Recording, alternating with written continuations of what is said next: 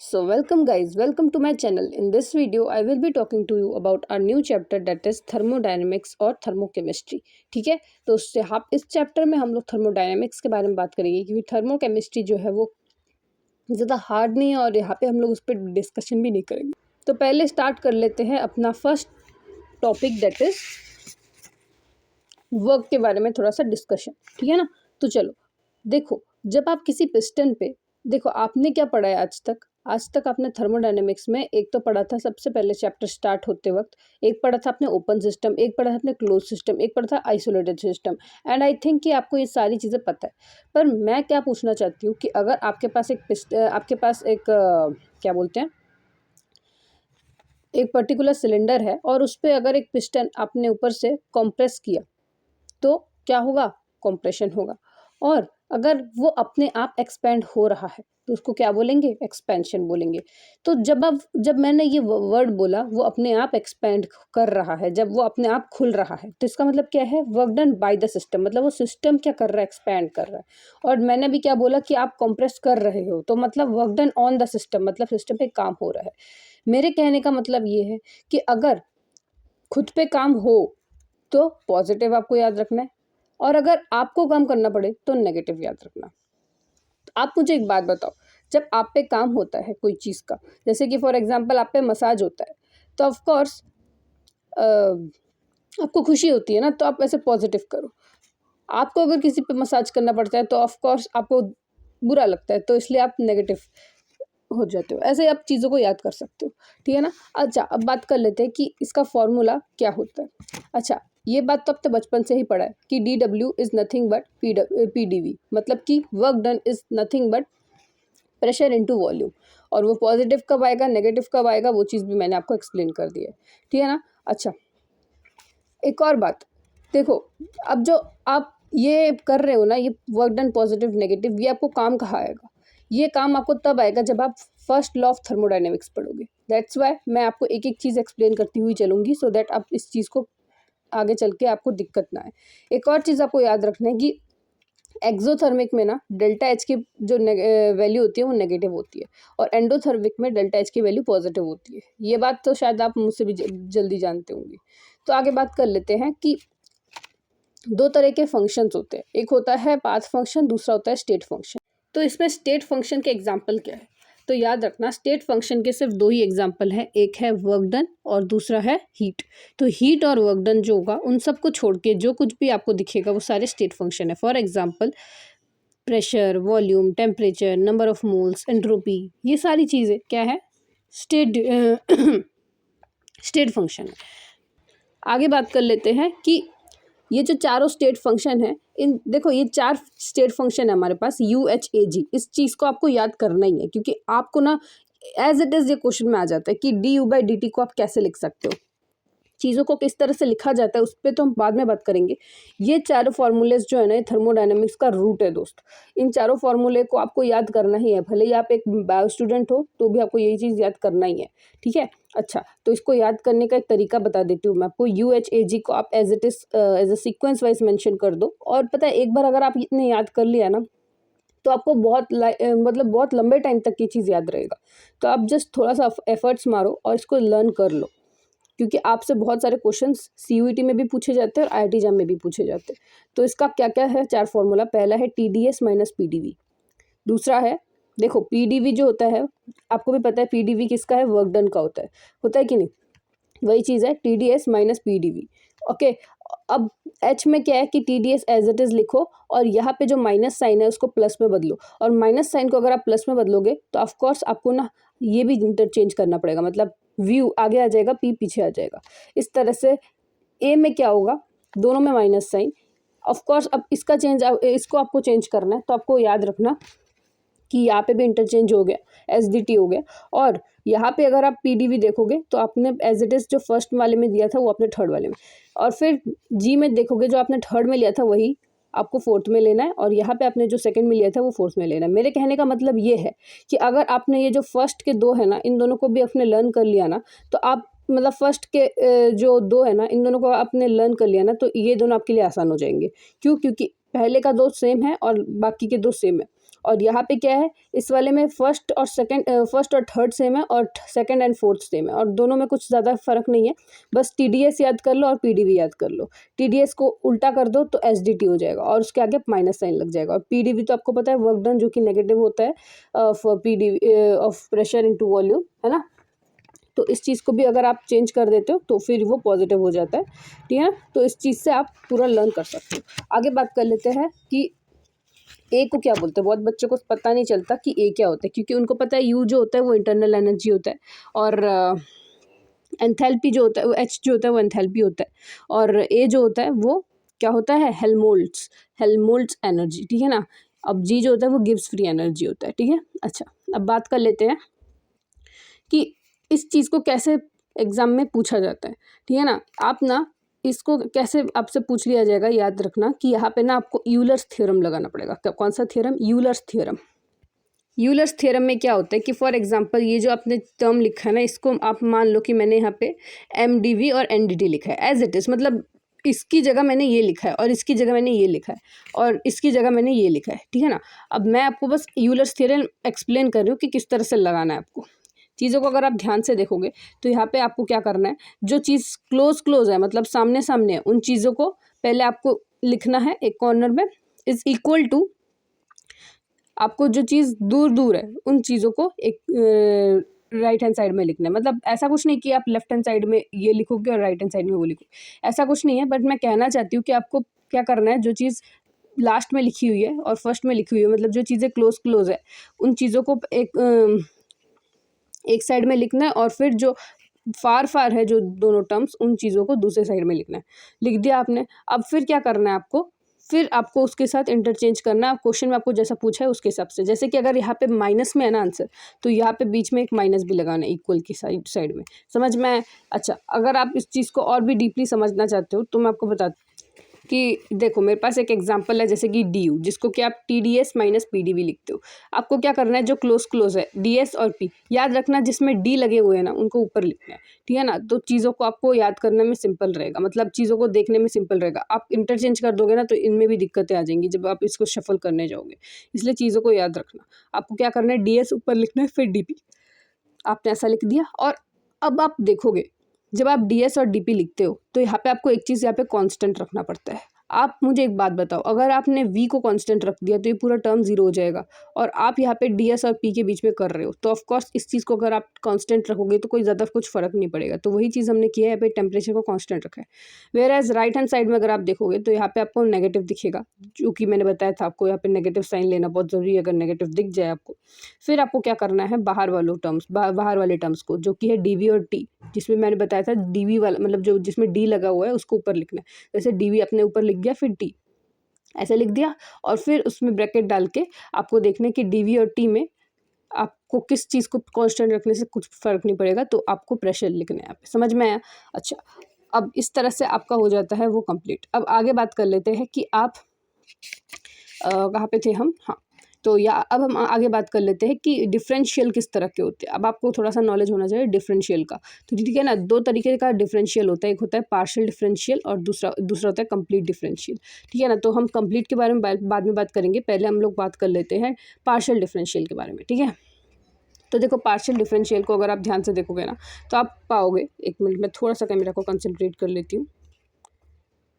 हाँ, तो partial differential में ना आपको ये दिखेगा कि dP/dV जो है वो T है, और dP/dV मतलब यहाँ पे क्या किया गया है, मतलब ये जो आपने टर्म्स लिखे थे ना एक एक चीज़ को, इस पर्टिकुलर टर्म को हम कुछ और नहीं, इसी को हम बोलते हैं पार्शियल डिफरेंशियल, जिसको आप डेल से लिखते हो, ठीक है ना। इसको D नहीं बोलते, इसको डेल बोलते हैं। और यहाँ पे ना आपको एक ब्रैकेट के कॉर्नर में ना आपको एक टर्म लगाना पड़ता है, जो कि होता है कॉन्स्टेंट टर्म। समझ में आया? अब इसको ना सॉल्व कैसे करते हैं, ये मेन मुद्दा है। देखो याद रखना, जो डिनोमिनेटर में रहेगा ना उसको पहले ब्रैकेट के बाहर ले जाओ, ले गए। जैसे कि फॉर एग्जांपल मैंने इस पर्टिकुलर टर्म का पार्शियल डिफरेंशिएशन करना है। अब इस पर्टिकुलर टर्म में से मैंने जो डिफरेंशिएशन जो डिनोमिनेटर में है उसको मैं बाहर ले गई, ब्रैकेट के ले गई। अच्छा, और इसमें जो ये डिफरेंशियल है ना इसको भी बाहर लेके आओ, क्योंकि हमको अभी पी का करना है, ठीक है ना, पार्शियल डिफरेंशिएशन। तो क्या किया मैंने, पी को आप क्या लिख सकते हो, आप अगर ध्यान से देखोगे ना PV = nRT का आइडियल इक्वेशन, तो आप आइडियल गैस इक्वेशन, तो आपको पता चलेगा कि आप P को nRT/V भी लिख सकते हो कि नहीं। ठीक है, आपने nRT/V लिखा। आगे देखो, मैं थोड़ा सा आपको बता दूं कि देखो, जब आप इस चीज़ को लिखोगे ना तो आपको दिखेगा कि आपका ये टी और ये टी कट रहा है। जब आप इन टी और टी को काटोगे ना दोस्त, तो यहाँ पे आपको आंसर फाइनल वाला मिल जाएगा NRT/V। समझ में आया? NR/V, ठीक है। वही चीज़ यहाँ पे भी अप्लाई होता है। आपको ये वाला फॉर्मूला आप देख लो, इस वाले पर्टिकुलर टर्म का अगर आप डिफरेंशियल करोगे, इसको निकाल दो डेल वाले टर्म्स को और डेल वी को, डिनोमिनेटर वाले को निकालो, पी को आप NRT/V लिख सकते हो। अब एक और कन्फ्यूजन आ जाता है कि देखो यहाँ पे दो दो वी है और यहाँ पे NRT है, यहाँ पे कुछ नहीं कट रहा। तो याद रखना, जब अगर आपको डिफरेंशिएशन में अगर आप को दोनों चीज़ें डिनोमिनेटर में सेम सेम दिख जाए, तो याद रखना आप उस चीज़ को लिखोगे V², कोई प्रॉब्लम नहीं है, पर ऊपर ना आप एक नेगेटिव चार्ज भी डाल दोगे, ठीक है ना। सो दैट वो क्या होगा, एक नेगेटिव साइन क्रिएट करेगा, क्योंकि ये जो है ना यही होता है हमारा आंसर, ठीक है। आप कुछ कर नहीं सकते। आप एक बायो स्टूडेंट हो तो आपको इसी तरह से समझना पड़ेगा, नहीं तो आपको बहुत ही ज़्यादा आगे और भी डीपली आपको मैथ्स को समझने की ज़्यादा ज़रूरत है, इन सब के पीछे का लॉजिक समझने के लिए, ठीक है ना। अब बात कर लेती हूँ कि साइक्लिक रूल क्या होता है, ठीक है ना। अब साइक्लिक रूल हमको बताता है कि देखो, साइक्लिक रूल के बारे में अगर मैं बात करूँ तो ये रहा हमारा साइक्लिक रूल। तो फॉर एग्जांपल हमारे पास एक फॉर्मूला है, जैसे कि ये P इज़ इक्वल टू, जो कि जिसके फंक्शन है V और T, ठीक है ना। P का फंक्शन क्या है, V और T। अब इस P के फंक्शन को किस तरह से साइक्लिक रूल में लिखेंगे, उस चीज़ को ध्यान देना। तो मैंने क्या किया, P को लिखा ऊपर। ऑफ कोर्स ये जो P होगा ना वो हमेशा ऊपर ही आएगा, और उसके साथ जो भी फंक्शन है ना उसको आप डिनोमिनेटर में लिखोगे, और जिसको लिखोगे और जिसका ऊपर ले लिया उसके अलावा जो भी चीज़ बच गया उसको आप कांस्टेंट में लिखोगे। लिख दिया। अब जो चीज़ नीचे है ना उस चीज़ को ऊपर लेके आना है, वैसे इधर भी जो चीज़ नीचे है ना उस चीज़ को ऊपर लेके आना है, और जो चीज़ नहीं लिखा है इन दोनों ब्रैकेट के अंदर उनको क्या करना है, आपको उन चीज़ को आपको कांस्टेंट में लेके चलना है। तो इसका जो वैल्यू आएगा ना दोस्त, साइक्लिक रूल यही बताता है कि इन सब का जो वैल्यू आएगा उसकी वैल्यू क्या है, -1। और इसको अभी हम प्रूव करेंगे। कैसे प्रूव करेंगे, अभी हमने जो पिछले वाले पेज में मैंने अभी समझाया कि इन पार्शियल डिफरेंशिएशंस कैसे सॉल्व करते हैं, उन चीज़ों को सॉल्व करके देखेंगे कि क्या वाकई में इसका आंसर -1 आता है कि नहीं। तो मैंने क्या किया, इसको सॉल्व करना मैंने बताया था कि इस डेल को और ये डेल वी को बाहर ले लो ब्रैकेट के, और इस पी का फॉर्मूला डालो आइडियल गैस इक्वेशन के चलते। वैसे ही आपको ऐसे ही करना है, डेल बाई डेल टी को हटाना है। ऐसे ऐसे जब आप चीज़ों को करोगे तो आपको ये तीनों आंसर मिलेंगे। जब आपको इन तीनों का आंसर मिलेगा तब आप, अगर आप कटिंग कुटिंग करते हो तो आपको आफ्टर ऑल आपको -1 आंसर मिल जाएगा, ठीक है ना। ठीक है, तो चलो अब बात कर लेते हैं। यहाँ देखो, ये -NRT मिलेगा और डिवाइड में PV मिलेगा, और आपको पता है PV is nothing but NRT। तो NRT कैंसिल होकर -1 आंसर दे देगा। समझ में आया? अब आगे बात कर लेते हैं मैक्सवेल रूल की, ठीक है ना। अब मैक्सवेल आपको क्या बताता है, वही चीज़ है, यूलर्स थ्योरम और मैक्सवेल रूल वही एक ही चीज़ है। देखो, यूलर्स रूल ये था, वो जो पहले मैंने जो बताया था ना वो मैक्सवेल रूल है। आई एम सॉरी, वो थोड़ा सा मैंने गलती कर दी। तो मैं ये बताना चाहती हूँ कि यूलर्स रूल ये है। देखो, यूलर्स रूल एग्जाम में ज़्यादा पूछते नहीं है, आपको बस ये याद रखना है कि जो चीज़ का फंक्शन आपको दिया है उस चीज़ को आपको ऊपर लिखना पड़ेगा, और जो चीज़ फंक्शन में उस चीज़ को आपको नीचे लिखना पड़ेगा। तो वही चीज़ है कि जो लेफ्ट हैंड साइड में उनको ऊपर लिखना है, जिसके फंक्शन दिए हुए हैं उसको ऊपर, और जो भी फंक्शन आपको लिखे हुए हैं उन सबको नीचे। फिर आपको दोनों को इक्वल करना है, और वही चीज़ यहाँ पे भी लिखी हुई है। और इन दोनों को छोड़ के जो चीज़ बाकी बच रहा है उनको आपको क्या लिखना है, एज अ कॉन्स्टेंट लिखना है। इस चीज़ को यूलर्स थ्योरम बोलते हैं। और जो मैंने आपको थोड़ी देर पहले पढ़ाया था, जो कि ये UHAG को किस तरह से लिखा जाता है, उस चीज़ को जो मैंने बताया था बहुत ही ज़्यादा इंपॉर्टेंट है, उसको हम मैक्सवेल रूल बोलते हैं। थोड़ा सा मैंने रूल में गलती बोल दी, ठीक है ना। तो टर्म्स को थोड़ा सा देख लेना। आगे बात कर लेते हैं कि थर्मोडायनेमिक कोफिशिएंट्स के क्या क्या होते हैं। क्यों ज़रूरत है थर्मोडायनेमिक कोफिशिएंट को पढ़ना। याद रखना कि ये थर्मोडायनेमिक कोफिशिएंट्स जो होते हैं ना, आपको फर्स्ट इक्वेशन और सेकंड इक्वेशन ऑफ स्टेट में आपको लगाने में हेल्प होती है, ठीक है ना। तो स्टार्ट कर लेते हैं हम लोग थर्मोडायनेमिक कोफिशिएंट को पढ़ना। 3 तरह के थर्मोडायनेमिक कोफिशिएंट होते हैं। एक होता है अल्फ़ा, दूसरा होता है बीटा, तीसरा होता है गामा। अल्फ़ा को क्या बोलते हो, 1/V। और देखो, अल्फ़ा में एक चीज़ याद रखो और बाकी सारी चीज़ें आपको अपने आप याद हो जाएंगी। देखो, जब आप अल्फ़ा को लिखोगे ना, याद रखना अल्फ़ा जो होता है ना, अल्फ़ा में प्रेशर क्या होता है, कांस्टेंट रहता है। समझ में आया? आप मुझे एक बात बताओ, आपने कौन से लॉ में पढ़ा था कि प्रेशर कांस्टेंट होता है? आपने पढ़ा था ना, प्रेशर जब कांस्टेंट होता है तब वो चार्ल्स लॉ फॉलो करता है। यहाँ पे देखो, बीटा में आपको दिखेगा कि टेम्परेचर कांस्टेंट होता है। तो टेम्परेचर कांस्टेंट आपने कहाँ पे पढ़ा था, बॉयल्स लॉ में पढ़ा था। और यहाँ पे क्या होता है कि वॉल्यूम कांस्टेंट होता है, जो कि आपने कहाँ पढ़ा था, गे-लुसाक्स लॉ में पढ़ा था कि नहीं। अच्छा छोड़ो। अब देखो, इसका अब ये अगर ये 3 चीज़ें अगर आपको याद रहेंगी ना तो आप चीज़ों को ईज़िली कर पाओगे। देखो, अब आपको पता है कि आपने P को इस कॉर्नर में लिखा है, तो ऑफ कोर्स आपको ब्रैकेट में वो चीज़ नहीं लिखना जो आपको आपको अगर जो चीज़ कांस्टेंट में दिया है, क्योंकि वो पूरा टर्म फिर ज़ीरो हो जाएगा। तो चेंज आपको किसका लिखना है, वी और टी का।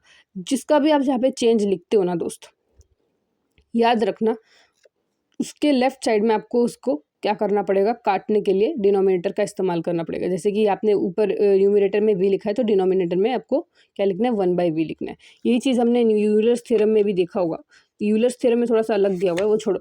आप अगर इसको भी अगर ध्यान से देखोगे, यहाँ पे भी आपको दिखेगा ऊपर वी लिखा हुआ है, जिसको कि हमने क्या किया है, वी लिखा है। देखो यहाँ पे क्या है कि हमने क्या किया है, न्यूमरेटर में वी लिखा है, चेंज इन वॉल्यूम लिखा है, यहाँ पे भी आपने चेंज इन वॉल्यूम लिखा है, और यहाँ पे क्या लिखा है, चेंज इन प्रेशर। आपका काम क्या है, यहाँ पे बस एक चीज़ समझना है कि अगर आप बस ऊपर वाले को याद कर लोगे ना, एक एक टर्म को, यहाँ पे ऊपर वॉल्यूम, यहाँ पे वॉल्यूम, इधर प्रेशर, बस, और कुछ आपको टर्म याद करने की जरूरत नहीं, क्योंकि इस वॉल्यूम को काटने वाला ये 1/v रहेगा, इस वॉल्यूम को काटने वाला 1/v, और इस प्रेशर को काटने वाला 1/p रहेगा।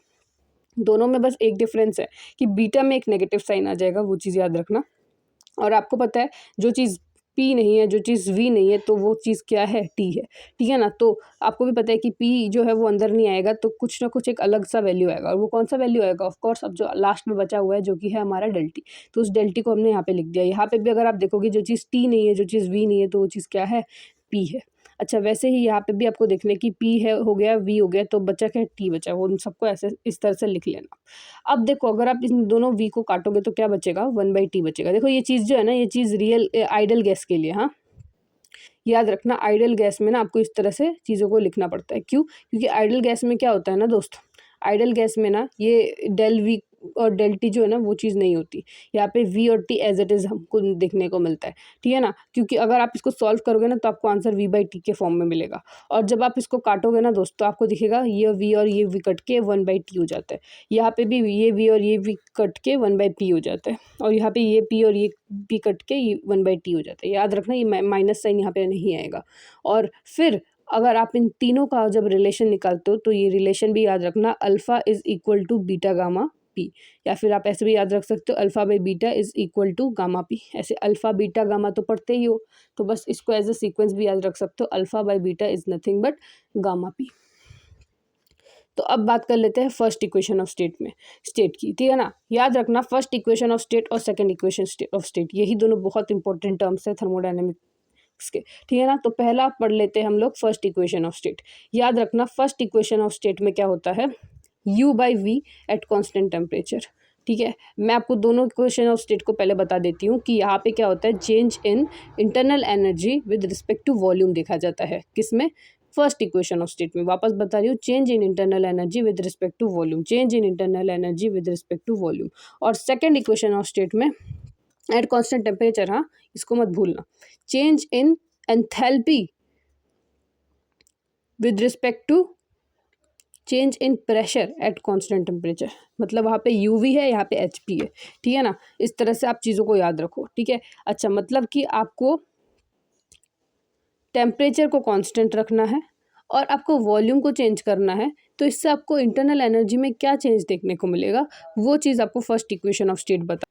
अब चलते हैं आगे। तो अब यहाँ पे भी आपको क्या दिखेगा, जब आप टेम्परेचर को कांस्टेंट रखते हो और प्रेशर को चेंज करते हो, अब यहाँ पे वॉल्यूम अलग बात है, प्रेशर अलग बात है, ठीक है ना। तो यहाँ पे जब आप प्रेशर चेंज करते हो, अब तो आपको एंथैल्पी पे क्या चेंज देखने को मिलता है, इसको हम क्या बोलते हैं, इसको हम बोलते हैं सेकंड इक्वेशन ऑफ स्टेट। समझ में आया। अब इन चीज़ को याद रखना बहुत ज़रूरी है, एक एक टर्म बहुत इंपॉर्टेंट है याद रखना आपको, ठीक है। अब देखो इसका फॉर्मूला क्या होता है, T times of delta P by delta T at constant volume minus of P। देखो यहाँ पे अगर आप चीज़ों को देखोगे ना, ये वाला T ये वाले T से कटेगा और ये वाला P इस वाले P से माइनस हो जाएगा, तो पूरा आंसर 0 हो जाएगा। देखो ये जो चीज़ है ना, ये चीज़ आपको इंटरनल आइडियल गैस में देखने को मिलेगा। तो जो ये du/dv जो मतलब del V eight constant temperature है, वो क्या हो जाएगा, 0 हो जाएगा। कब, देखो अब ये जो इतना बड़ा टर्म है जो मैं बोल रही हूँ, del V, इतना सब नहीं बोला जाता दोस्त, इसलिए इस पर्टिकुलर टर्म को ना आप फाई टी भी बोल सकते हो, क्या, I am sorry, phi T नहीं, पाई टी भी बोल सकते हो। तो आप याद रखना कि पाई पहले अपने ज़िंदगी में पढ़ा है, फिर आपने फाई पढ़ा है अपने लाइफ में जब आप मैथ्स पढ़े थे, तो इसलिए आपको याद रखना pi is first equation of state और phi is second equation of state. समझ में आया? इस तरह से आप चीज़ों को याद कर सकते हो। अच्छा, अब U by V at constant temperature को आप क्या लिख सकते हो? Pi T. अब मैं आपको बिल्कुल भी बार बार एक ही बात नहीं बोलती रहूँगी, ऐसे D U by D V at नहीं, अब मैं डायरेक्ट पाई टी बोलूँगी, ठीक है ना। अच्छा, एक और बात याद रखना कि इस पी बाई टी को ना आप क्या लिख सकते हो? Alpha by beta. क्यों लिख सकते हो? मैंने अभी बताया था कि इस पी बाई टी को देखो, अल्फ़ा बी क्या है? 1/p, और अल्फ़ा क्या है? 1/t। तो इस दोनों को, बीटा और अल्फ़ा को अगर आप लिख देते हो इधर, तो वो अल्फ़ा बाई बीटा हो जाएगा। समझ में आया आपको? आपको पता है कि इस अल्फ़ा और बाई पी बीटा को आप क्या लिख सकते हो?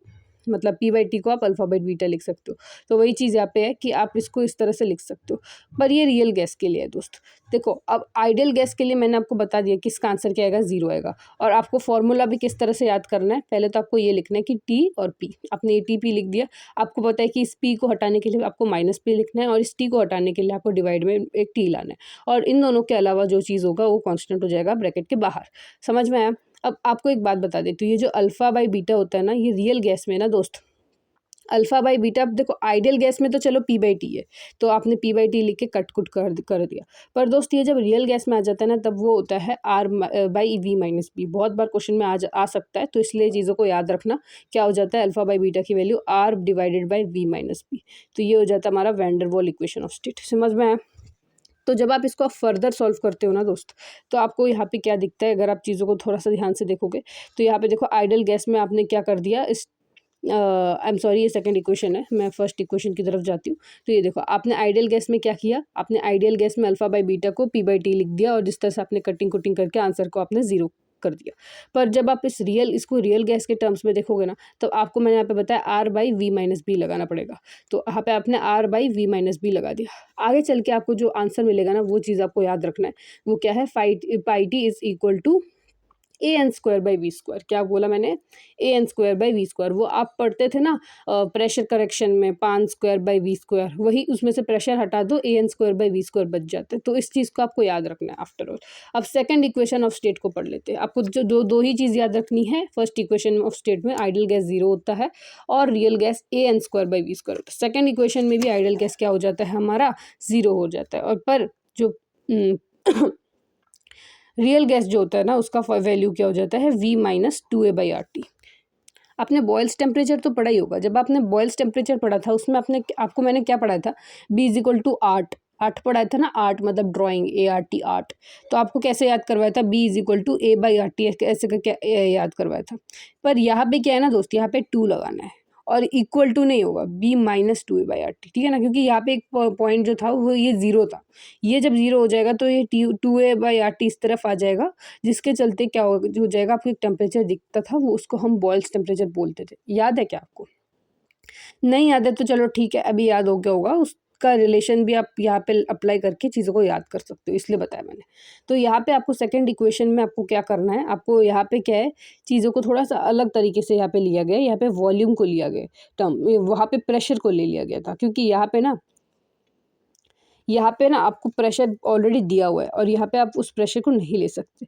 तो इसलिए यहाँ पे आपको वॉल्यूम को लेना है, ठीक है। तो चलो अब बात कर लेते हैं कि वॉल्यूम को किस तरह से आपको काटना है। आपको यहाँ वहाँ पे हमने क्या किया था? यहाँ पे माइनस लिख के पी लिखा था। यहाँ पे उल्टा करना है। यहाँ पे आपको प्लस लिख के वे करना है, और पहले वाले टर्म को नेगेटिव माइनस करना है, और बाकी तो पूरा सेम ही है। यहाँ पे आपको वॉल्यूम को माइनस प्लस से काटना है, और यहाँ पे टी जो है उसको डिनोमिनेटर और न्यूमिनेटर में लिख के काटना है। समझ में आया? और इसी तरीके से आपको क्या मिलेगा? आप मुझे अगर इस चीज़ को ध्यान से देखोगे ना, तो आपको दिखेगा कि ये कुछ और नहीं है, ये अल्फ़ा वी है। क्या है? ये अल्फ़ा वी है। कैसे? जब आप उस टर्म को देखोगे ना, अल्फ़ा बीटा गामा, तब आपको दिखेगा कि ये जो पूरा टर्म होगा ना, वो अल्फ़ा वी होगा। जब आप इस चीज़ को एज इट इज़ इधर लिखते हो ना, तो आपको जो फाई टी की वैल्यू मिलती है वो आती है V minus alpha T V. ये इतना इंपॉर्टेंट नहीं है, खैर आपको इन दोनों चीज़ों को याद रखना है। एक है आइडियल गैस, दूसरा है रियल गैस। आपको मैंने बताया आइडियल गैस को आपको क्या लिखना है, वो एज इट इज़ लिखना है। उन चीज़ों को, जो चीज़ यहाँ पे लिखी हुई है, उन सबको काट कूट के 0 लाना है। पर रियल गैस में ना, ये जो वी बाई टी जो है ना, इन सबकी जो वैल्यूज़ जब आप पुट करोगे ना दोस्त, तो आपको जो मिलेगा ना वैल्यू, वो मिलेगा B minus 2a by R T. क्या मिलेगा? B minus 2a by R T. ठीक है। तो इसके साथ साथ हमारा होता है ख़त्म ये सारे मैथ्स के सारे चीज़ें, ठीक है ना। अब हम पहुंच जाते हैं रियल थर्मोडायनेमिक्स के पार्ट में। अब आ जाता है हमारा प्रॉपर थर्मोडायनेमिक्स, जहाँ से हम स्टार्ट करने वाले हैं हमारा फर्स्ट लॉ ऑफ थर्मोडायनेमिक्स, ठीक है ना। तो फर्स्ट लॉ ऑफ थर्मोडायनेमिक्स से हमको समझने से पहले आपको एक बात समझना है कि इंट्रिंसिक सिस्टम कौन सा होता है और एक्सट्रिंसिक सिस्टम कौन सा होता है। एक काम करते हैं, हम इंट्रिंसिक एक्सट्रिंसिक को थोड़ी देर बाद समझ लेंगे, पहले आप फर्स्ट लॉ ऑफ थर्मोडायनेमिक्स को ही समझ लो। तो फर्स्ट लॉ ऑफ थर्मोडायनेमिक्स आपको ये बोलता है कि जब आप एक पर्टिकुलर सिलेंडर में एक ऐसा पिस्टन डालते हो जो कभी भी मूव कर नहीं सकता, तो आपको पता है कि यहाँ पे वॉल्यूम चेंज नहीं होगा, क्योंकि ये पिस्टन मूव ही नहीं होता, तो वॉल्यूम ऐसा का वैसा ही रहेगा। इसका मतलब क्या है, चेंज इन वॉल्यूम ज़ीरो होता है। जब चेंज इन वॉल्यूम ज़ीरो होता है ना, तो जो कि हमारा वर्क डन होता है ना दोस्तों, उसमें फ़र्क गिरता है। क्यों फ़र्क गिरता है? क्योंकि आपको पता है कि वर्क डन का जो फॉर्मूला होता है वो कुछ और नहीं, minus of P delta we होता है, जिसको कि आप क्या लिख सकते हो, ज़ीरो लिख सकते हो, क्योंकि इस डेल्टा वी की वैल्यू क्या हो जाती है, ज़ीरो हो जाती है। इसका मतलब दोस्त क्या है, देखो आपको एक बात याद रखना है कि फर्स्ट लॉ ऑफ थर्मोडायनेमिक्स के जो अगर आप वो देखोगे ना फॉर्मूला, तो वो क्या होता है, internal energy is equal to Q plus W. अब ये कैसे आया, क्यों आया, उस चीज़ के बारे में आप समझ लो। देखो ये क्या बताता है कि जब एक पर्टिकुलर सिलेंडर है जिसमें कि गैस भरे हुए हैं, उस पर आपने एक पिस्टन लगाया और उसको आपने हीट दिया, तो ऑफ कोर्स यहाँ पे क्या होगा, यहाँ पे इंटरनल एनर्जी बढ़ेगी। बढ़ेगी क्या नहीं, देखो जब आप इस पे हीट डालोगे और वर्क करोगे, तो मतलब कुछ काम करोगे, तो इससे क्या होगा, जब आपने इसमें हीट डाला मतलब कि क्यू आपने ऐड किया, तो इससे क्या होगा, इसमें कुछ एनर्जीज बढ़ेंगी। बढ़ेंगी कि नहीं, मतलब अंदर जो पार्टिकल के अंदर जो एनर्जी है उनकी एनर्जी बढ़ जाएगी जब आप चीज़ों को हीट करोगे, तो वो क्या करेंगे, मूव करेंगे। जब वो मूव करेंगे तो उस पर कुछ वर्क होगा, इस पर्टिकुलर पिस्टन पे कुछ वर्क होगा, जिसके चलते कि डब्ल्यू की एक पर्टिकुलर वैल्यू आएगी। तो मतलब वर्क भी हो रहा है और हीट भी हो रहा है और इंटरनल एनर्जी में भी चेंज आ रहा है। तो उसी का आपने यहाँ पे फॉर्मूला डाला है, Q plus W is equal to Q plus W, ठीक है ना। यहाँ पे वो वाला कॉन्सेप्ट लगाया है, मास can neither be created nor be destroyed. उसका मतलब अगर आप यू माइनस डब्ल्यू यू और क्यू डालोगे तो यू माइनस डब्ल्यू दिखेगा, जिसको कि आप डब्ल्यू को उस तरफ शफल करके क्यू प्लस डब्ल्यू लिखोगे। समझ में आया, ठीक है ना। अब वही चीज़ यहाँ पे बताया गया है कि जब आपका वर्क डन ज़ीरो हो जाता है ना दोस्त, तो ये जो चेंज इन इंटरनल एनर्जी होता है ना, वो सिर्फ क्यू पे डिपेंड करता है। इसका मतलब क्या है कि अब यहाँ पे पिस्टन घूम नहीं रहा है, वैसा का वैसा है। अब हीट अगर आप प्रोवाइड करते हो, तो यहाँ पे जो आपको चेंज दिखेगा इंटरनल एनर्जी पे, वो आगे वर्क डन में चेंज नहीं होगा, सिर्फ यहाँ पे आपको इंटरनल एनर्जी में ही चेंज दिखेगा। वही चीज़ यहाँ पे बताया गया। पर अगर आपको जो डेल्टा वी है वो आपको मूवेबल वाला मिले, मतलब अब जो है डेल्टा वी मूव कर रहा है, तो ये वाला फॉर्मूला जो है वो वैलिड है, क्यू प्लस डब्ल्यू वाला। पर एक और बात आपको देखना है कि यहाँ पे जो चीज़ होती है ना, वो होती है, अब जो जब दोनों चीज़ें क्या हो जाती है, डेल्टा यू और वर्क जो होता है, वो दोनों के दोनों डिपेंड करते हैं इस पर्टिकुलर पिस्टन में। और जो भी जिस भी चीज़ में अगर डेल्टा यू और वर्क डन जब डिपेंड करने लग जाए, उस चीज़ को कुछ और नहीं हम एंथैल्पी बोलते हैं, क्योंकि enthalpy is nothing but internal energy plus work done, ठीक है ना। Internal energy plus work done जहाँ पे भी लगे, उस चीज़ को आप क्या बोलोगे, उस चीज़ को आप एंथैल्पी बोलोगे। जहाँ पे सिर्फ इंटरनल एनर्जी लग रहा है और कोई वर्क डन नहीं लग रहा, मतलब जहाँ पे सिर्फ हीट यूज़ हो रहा है, वहाँ पे आप क्या कर रहे हो, आप वहाँ पे सिर्फ आप इंटरनल एनर्जी का इस्तेमाल कर रहे हो। समझ में आया। तो हीट और वर्क से आपको मिलेगा इंटरनल एनर्जी, और वर्क और इंटरनल एनर्जी से आपको क्या मिल जाएगा,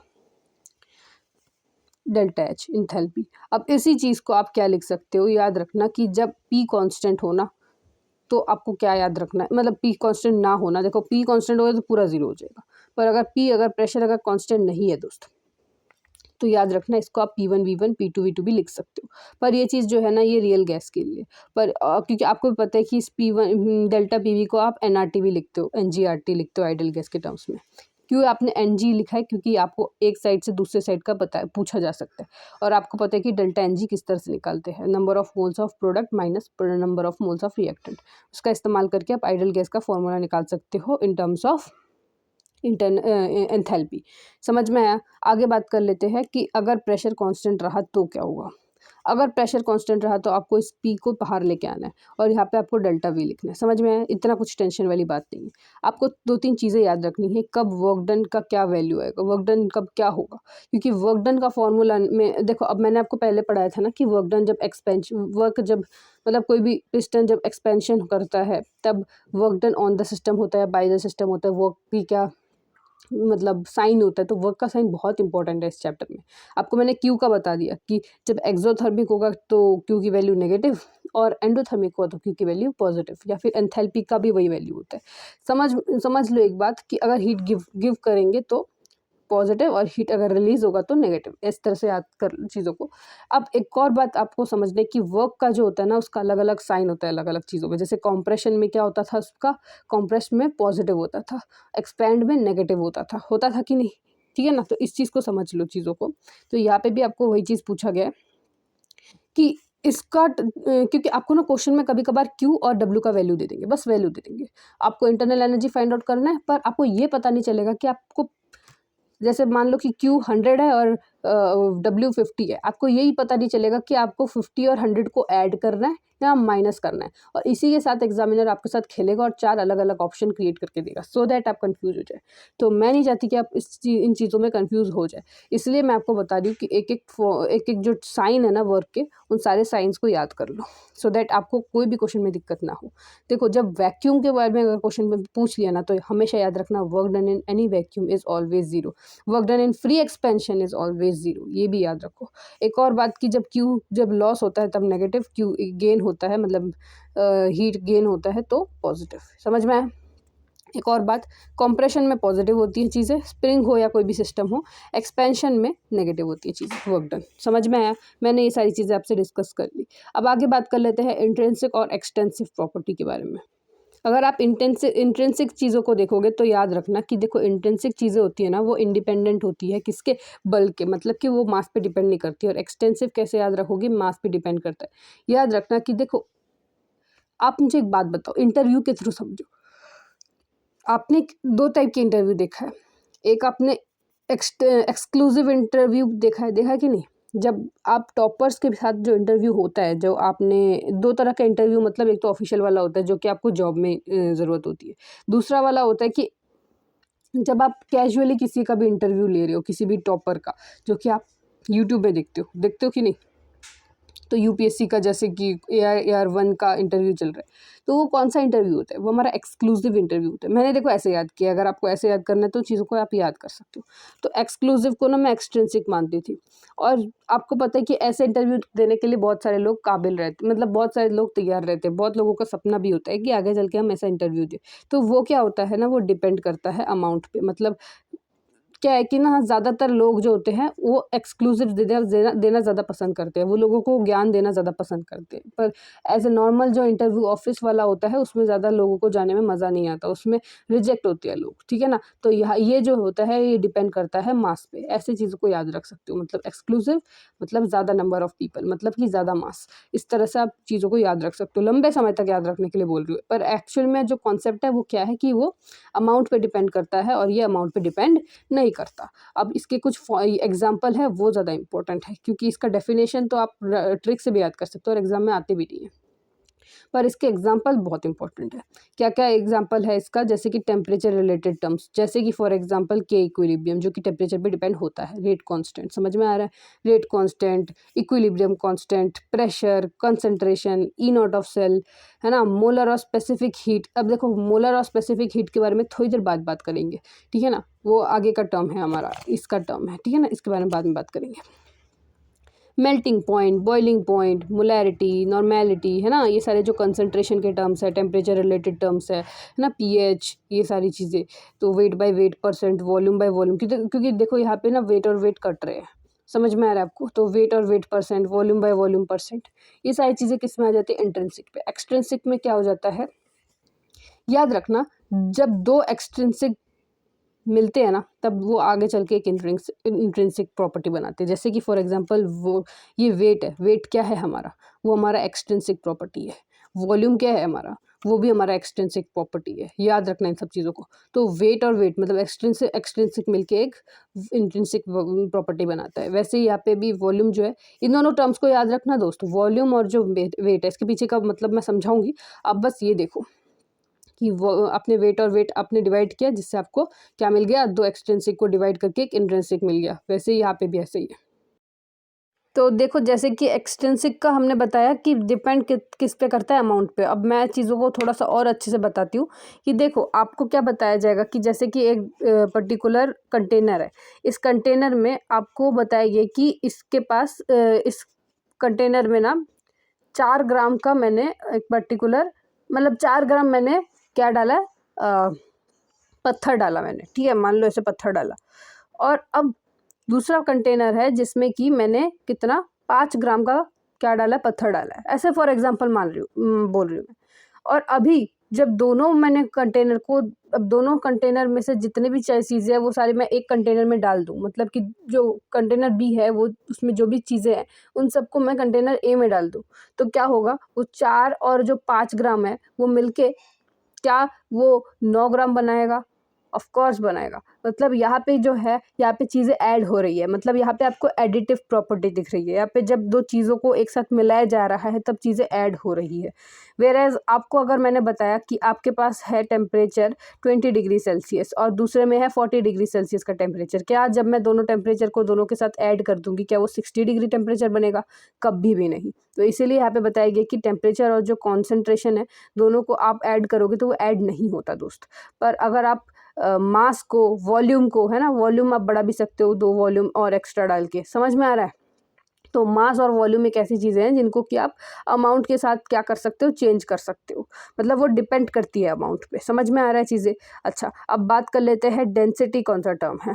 देखो अब मैंने बताया कि डेंसिटी का आपको फॉर्मूले में जाना है, दैट जो कि है हमारा मास अपॉन वॉल्यूम, और एनर्जी का भी वही है दोस्त, एनर्जी भी एक्सट्रिंसिक प्रॉपर्टी है, ठीक है ना। अब देखो समझो मास अपॉन वॉल्यूम होता है, तो मास क्या एक्सट्रिंसिक प्रॉपर्टी और वॉल्यूम भी एक्सट्रिंसिक है, दोनों एक्सट्रिंसिक मिलकर क्या बनाती है, एक इंट्रिंसिक प्रॉपर्टी बनाती है। समझ में आया? आगे बात कर लेते हैं हीट कैपेसिटी के बारे में। हीट कैपेसिटी क्या होता है, एक टेम्परेचर होता है और हीट होता है जो कि हमको चाहिए होता है टेम्परेचर को रेस करने के लिए 1 डिग्री सेल्सियस के थ्रू।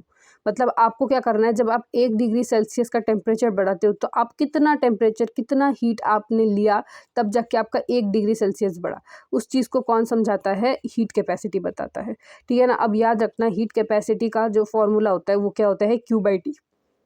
क्या होता है, Q/T, मतलब हीट पर यूनिट टेम्परेचर, मतलब कितना हीट दिया गया है उस heat divided by change in temperature. समझ में आ रहा है आपको, मतलब कितना हीट दिया गया उस पर्टिकुलर टेम्परेचर को चेंज होने के लिए, और 1 डिग्री चेंज होने के लिए आपको पर डिग्री चेंज इन टेम्परेचर को आपको क्या करना है, डिवाइड में रखना है। समझ में आया? तो इसका जो फॉर्मूला है, उसका जो यूनिट है उसका क्या है, जूल पर केल्विन, जिसको क्या आप एक्सटेंसिव भी बोलते हो। समझ में आया? अब देखो चीज़ों को वापस अच्छे से पढ़ते हैं। अब देखो स्पेसिफिक हीट होता है और एक मोलर हीट होता है। स्पेसिफिक हीट जो होता है ना दोस्तों वो इंटेंसिव होता है, और जो मोलर हीट होता है ना इसको भी आप क्या बोलते हो, इंटेंसिव बोलते हो। वेयर एज जो हीट की कैपेसिटी आप जब डिटरमाइन करते हो तब आपको इन दोनों चीज़ों को क्या करना पड़ता है, डिवाइड करना पड़ता है, सो दैट वो एक ऐसा प्रॉपर्टी दिखाए जो कि एक्सटेंसिव हो। मेरे कहने का मतलब ये है दोस्त, ये जो होता है ना दोस्त, ये जो होता है ये एक एक्सटेंसिव प्रॉपर्टी होता है। क्या होता है, ये एक एक्सटेंसिव प्रॉपर्टी होता है। याद रखना इस चीज़ को, एक्सटेंसिव के 2 या 3 कई एग्जाम्पल है। कौन से, एक है एनर्जी, एक है मास, एक है वॉल्यूम, और एक है हमारा हीट कैपेसिटी। हीट को कैपेसिटी मतलब हीट कितना वो उसके पास कैपेसिटी है हीट को अटेन करने का, हाँ, हीट की कैपेसिटी। तो वो जो चीज़ है ना वो क्या है, वो एक्सटेंसिव है। और वो एक्सटेंसिव कैसे बना दोस्त, वो तो इंटेंसिव से एक्सटेंसिव बना। जैसे कि वो स्पेसिफिक हीट को मास के साथ डिवाइड कर दो, दूसरा आप स्पेसिफिक हीट को मोल के साथ डिवाइड कर दो।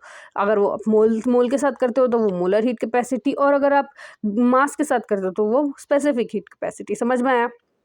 अच्छा, एक और बात याद रखना कि आप इस चीज़ को क्या लिख सकते हो, आपको मैंने बताया इस सी को आप कुछ और नहीं J/K लिखते हो कि नहीं, J/K, जम्मू एंड कश्मीर ऐसे भी याद कर सकते हो। और इसको आप क्या लिख सकते हो, J/K, ठीक है ना। और यहाँ पे नंबर ऑफ मोल है तो इसको मल्टीप्लाई कर दो, मतलब डिवाइड कर दो मोल के साथ, यहाँ पे भी डिवाइड कर दो ग्राम के साथ। समझ में आया?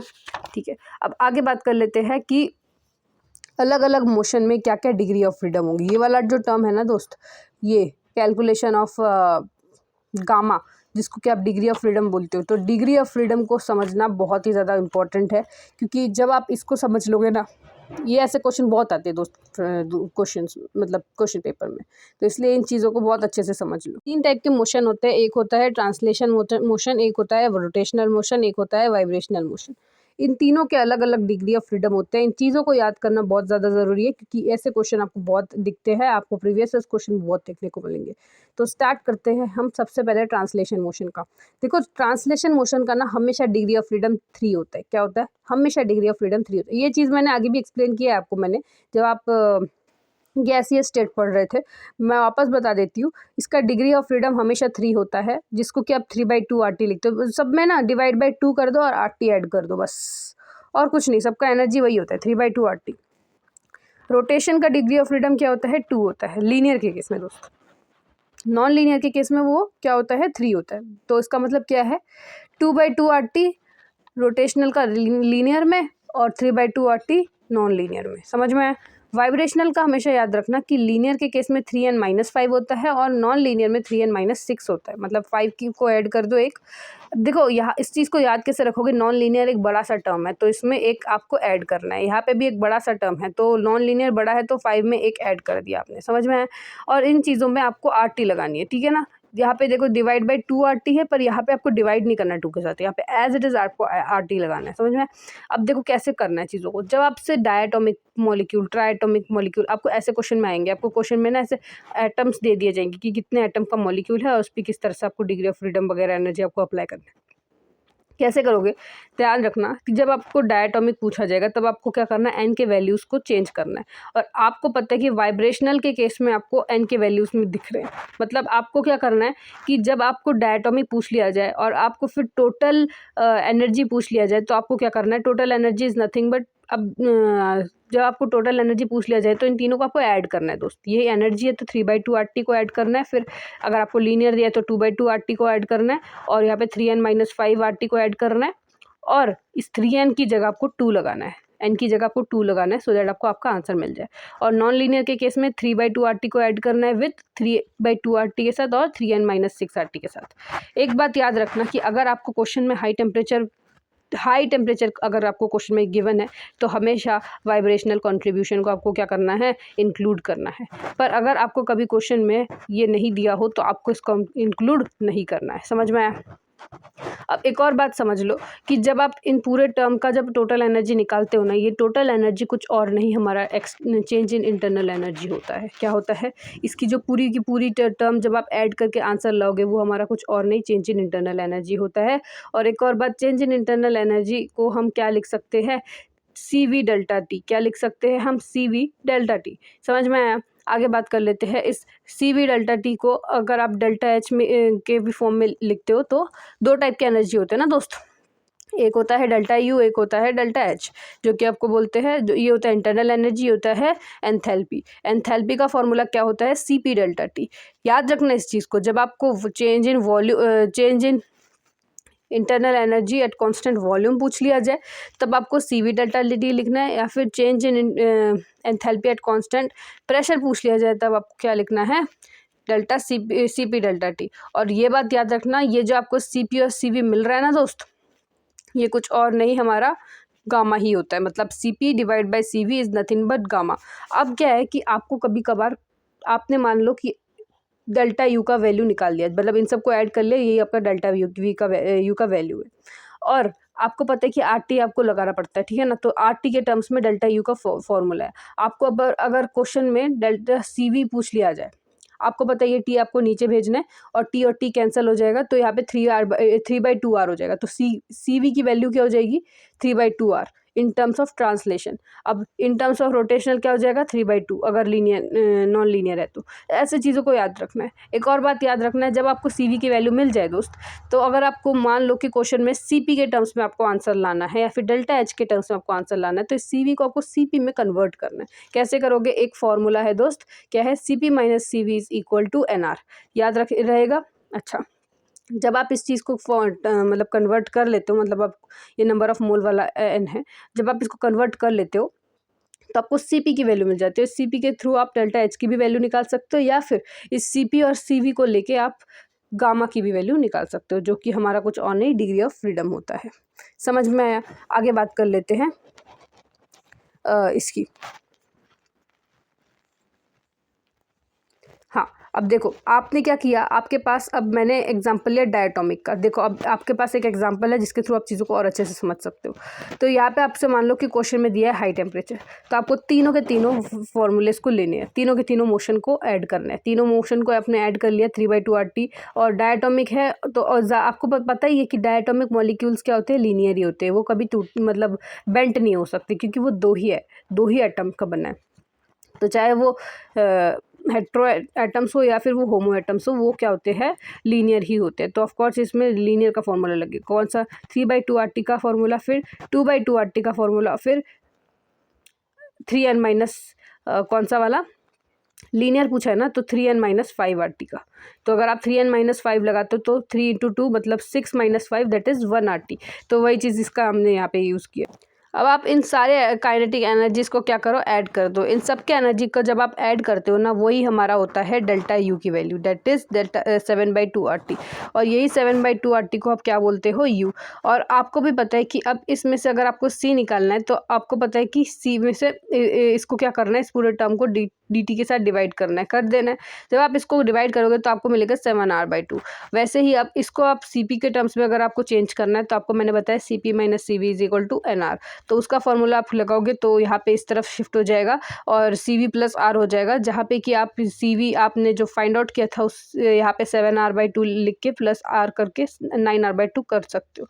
और अब आपको गामा का वैल्यू मिल जाएगा, जो कि क्या होगा, ये जो cp है उसको ऊपर लिखो और 7r/2 है उसको नीचे लिखो और दोनों को डिवाइड करके कैंसिल आउट कर दो, जो कि आपको आंसर देगा 9/7। समझ में आया। आगे बात कर लेते हैं कि आइसोथर्मल कंडीशन के बारे में। अब आपने जो थर्मोडायनेमिक्स के जो भी आपने फर्स्ट लॉ पढ़ लिए, अब उसको किस तरह से आइसोथर्मल प्रोसेस में, एडियाबैटिक प्रोसेस में और एंट्रोपी के प्रोसेस में अप्लाई करना है, इन तीनों चीज़ों को समझेंगे और इसके बाद हो जाएगा हमारा थर्मोडायनेमिक्स खत्म। सुनने में जितना ईजी लग रहा है उतना ईजी है नहीं, क्योंकि बहुत बड़ा है थर्मोडायनेमिक्स। अब हम बात करने वाले आइसोथर्मल कंडीशन के बारे में, ठीक है ना। तो देखो सबसे पहले क्या होता है कि आपको इतना तो पता ही होगा, एक्सपेंशन में पॉजिटिव, कंप्रेशन में नेगेटिव, है ना, वर्क डन का फॉर्मूला होता है।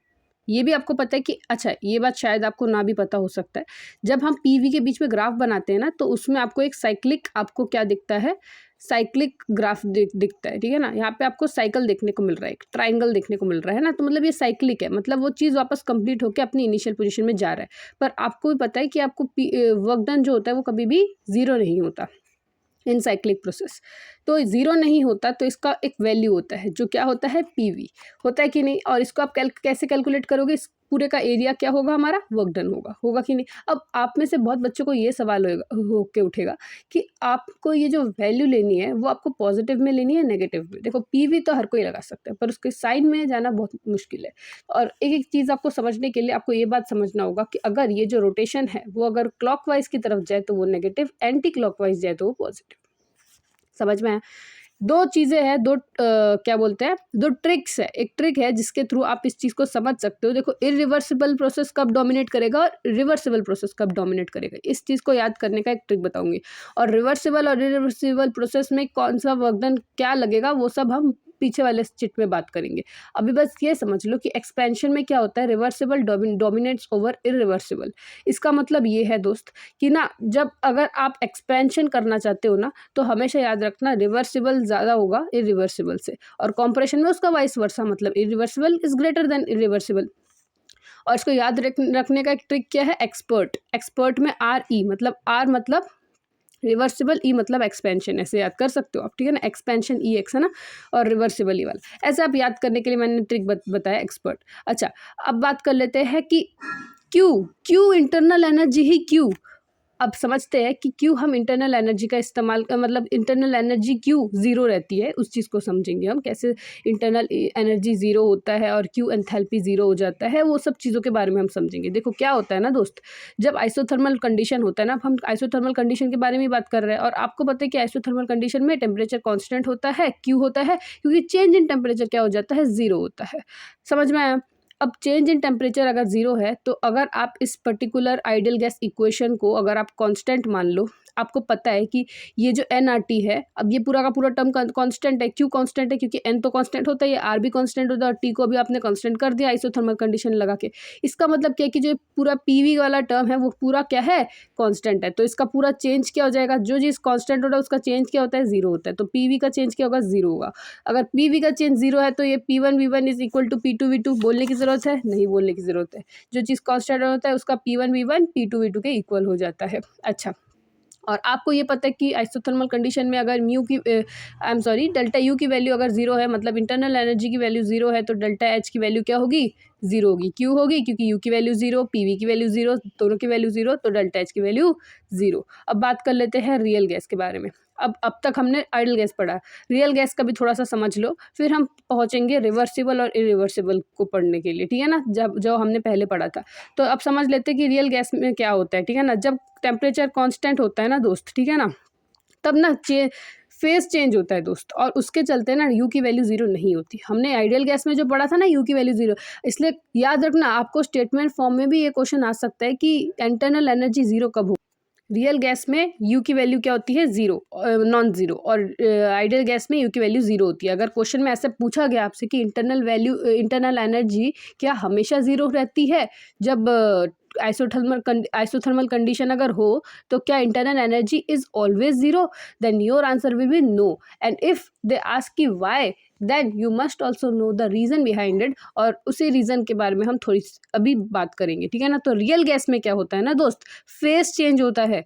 मतलब फेस चेंज होता है, मतलब टेम्परेचर, अगर टेम्परेचर में कोई चेंज नहीं है, मतलब 200 kelvin at solid is also 200 kelvin at liquid also. मतलब मेरे कहने का मतलब है कि सॉलिड लिक्विड में बदल जाएगा लेकिन टेम्परेचर चेंज नहीं होगा। ये चीज़ अपने लेटेंट हीट में भी पढ़ा था कि नहीं? तो वही चीज़ हम यहाँ पे बात कर रहे हैं कि जब आप यू की वैल्यू लिखोगे with the function of V and T, तो वॉल्यूम और टेम्परेचर के फॉर्म पे अगर आप लिखोगे तो आपको एक चीज़ दिखेगा, आप इसको चेंज कर सकते हो इसके टर्म्स में, आप इसको इसके फॉर्म में लिख सकते हो। ये हमने यूलर्स थ्योरम में पढ़ा था कि नहीं? तो उस चीज़ को आपने ऐसे लिख दिया। अब आपको पता है कि आपको क्या करना है, फेज चेंज करना है, ठीक है ना। टेम्परेचर एट, देखो अब कांस्टेंट टेम्परेचर है ना, तो कांस्टेंट टेम्परेचर में टी की वैल्यू 0 हो जाएगी। इस पूरे टर्म को आपको क्या करना है, एलिमिनेट करना है, तो बचेगा क्या? ये बचेगा। अब इस चीज़ को आप क्या लिख सकते हैं, U by V at constant temperature. देखो भूलना मत, मैंने आपको पहले ही बता दिया, ये चीज़ मैंने कहाँ पे पढ़ाया था, फर्स्ट इक्वेशन ऑफ स्टेट में, यूवी, और दूसरे वाले में सेकेंड इक्वेशन में एचपी है ना। इस यूवी को आप क्या लिख सकते थे, पाई टी, और फिर हमने क्या पढ़ा था, फाई टी, है ना। तो यहाँ पे आपको क्या लगाना है आपको। देखो अब ये रियल गैस है दोस्त, रियल गैस में क्या यूज़ होता है, अच्छा इसकी वैल्यू ना 0 होती है, ठीक है, आइडल गैस में। पर रियल गैस में इसकी क्या वैल्यू होती है, an²/v²। क्या होती है, an²/v² होती है फर्स्ट में, हाँ। और सेकंड वाले में क्या होता है, सेकंड इक्वेशन ऑफ स्टेट में 2 - ART, है ना, A/RT होता है, मतलब 2A/RT होता है, B - 2A/RT होता है। इसकी वैल्यू होती है कि नहीं, याद है कि नहीं? इस चीज़ को याद रखना, ठीक है ना। सेकंड इक्वेशन ऑफ स्टेट में क्या वैल्यू होती है, फर्स्ट में क्या होती है, हर एक चीज़ों को याद रखना है आपको रियल गैस का। अच्छा अब समझ लेते हैं इसका मतलब क्या है दोस्त, इसकी कुछ वैल्यू निकल के आ रही है। इसका मतलब ये है कि डेल्टा यू नॉन ज़ीरो है। अगर डेल्टा यू नॉन ज़ीरो है तो डेल्टा एच नॉन ज़ीरो है।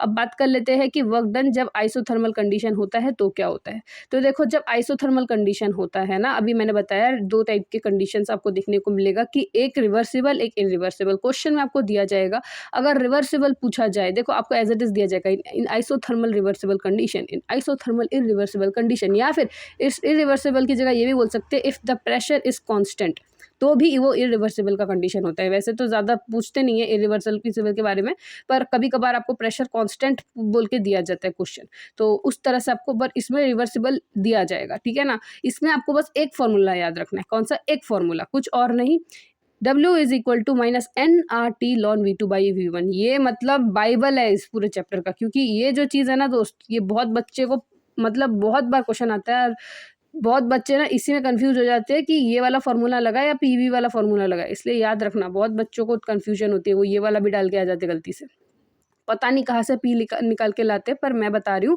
रिवर्सिबल आइसोथर्मल पूछे तो हमेशा इस गॉड फॉर्मूले को याद रखना, -nRT ln V2/V1। न जाने मैंने कितने क्वेश्चन देखे हैं क्वेश्चन सॉल्व करते वक्त, और प्लीज़ इसको कभी मत भूलना।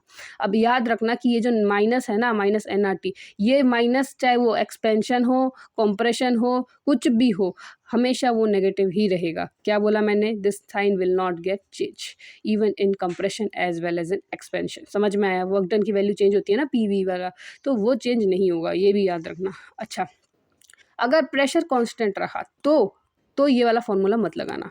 अगर इरिवर्सिबल प्रोसेस और प्रेशर कांस्टेंट रहा तो वर्क डन क्या हो जाएगा? पीवी के इक्वल हो जाएगा, पीडीवी। और आपको पता है कि अगर चेंज इन वॉल्यूम पूछा है तो V2 माइनस V1 लिख देना, या फिर P1 V1 sorry P1 V1 नहीं लिख सकते क्योंकि P तो कांस्टेंट है, तो इसको आप ऐसे ही लिख सकते हो। और आपको एक और बात बता दूं, इसको अगर प्रेशर के टर्म्स में अगर आपको लिखना है इस रिवर्सिबल कंडीशन में, तो इस V2/V1 को P1/P2 भी लिख सकते हो।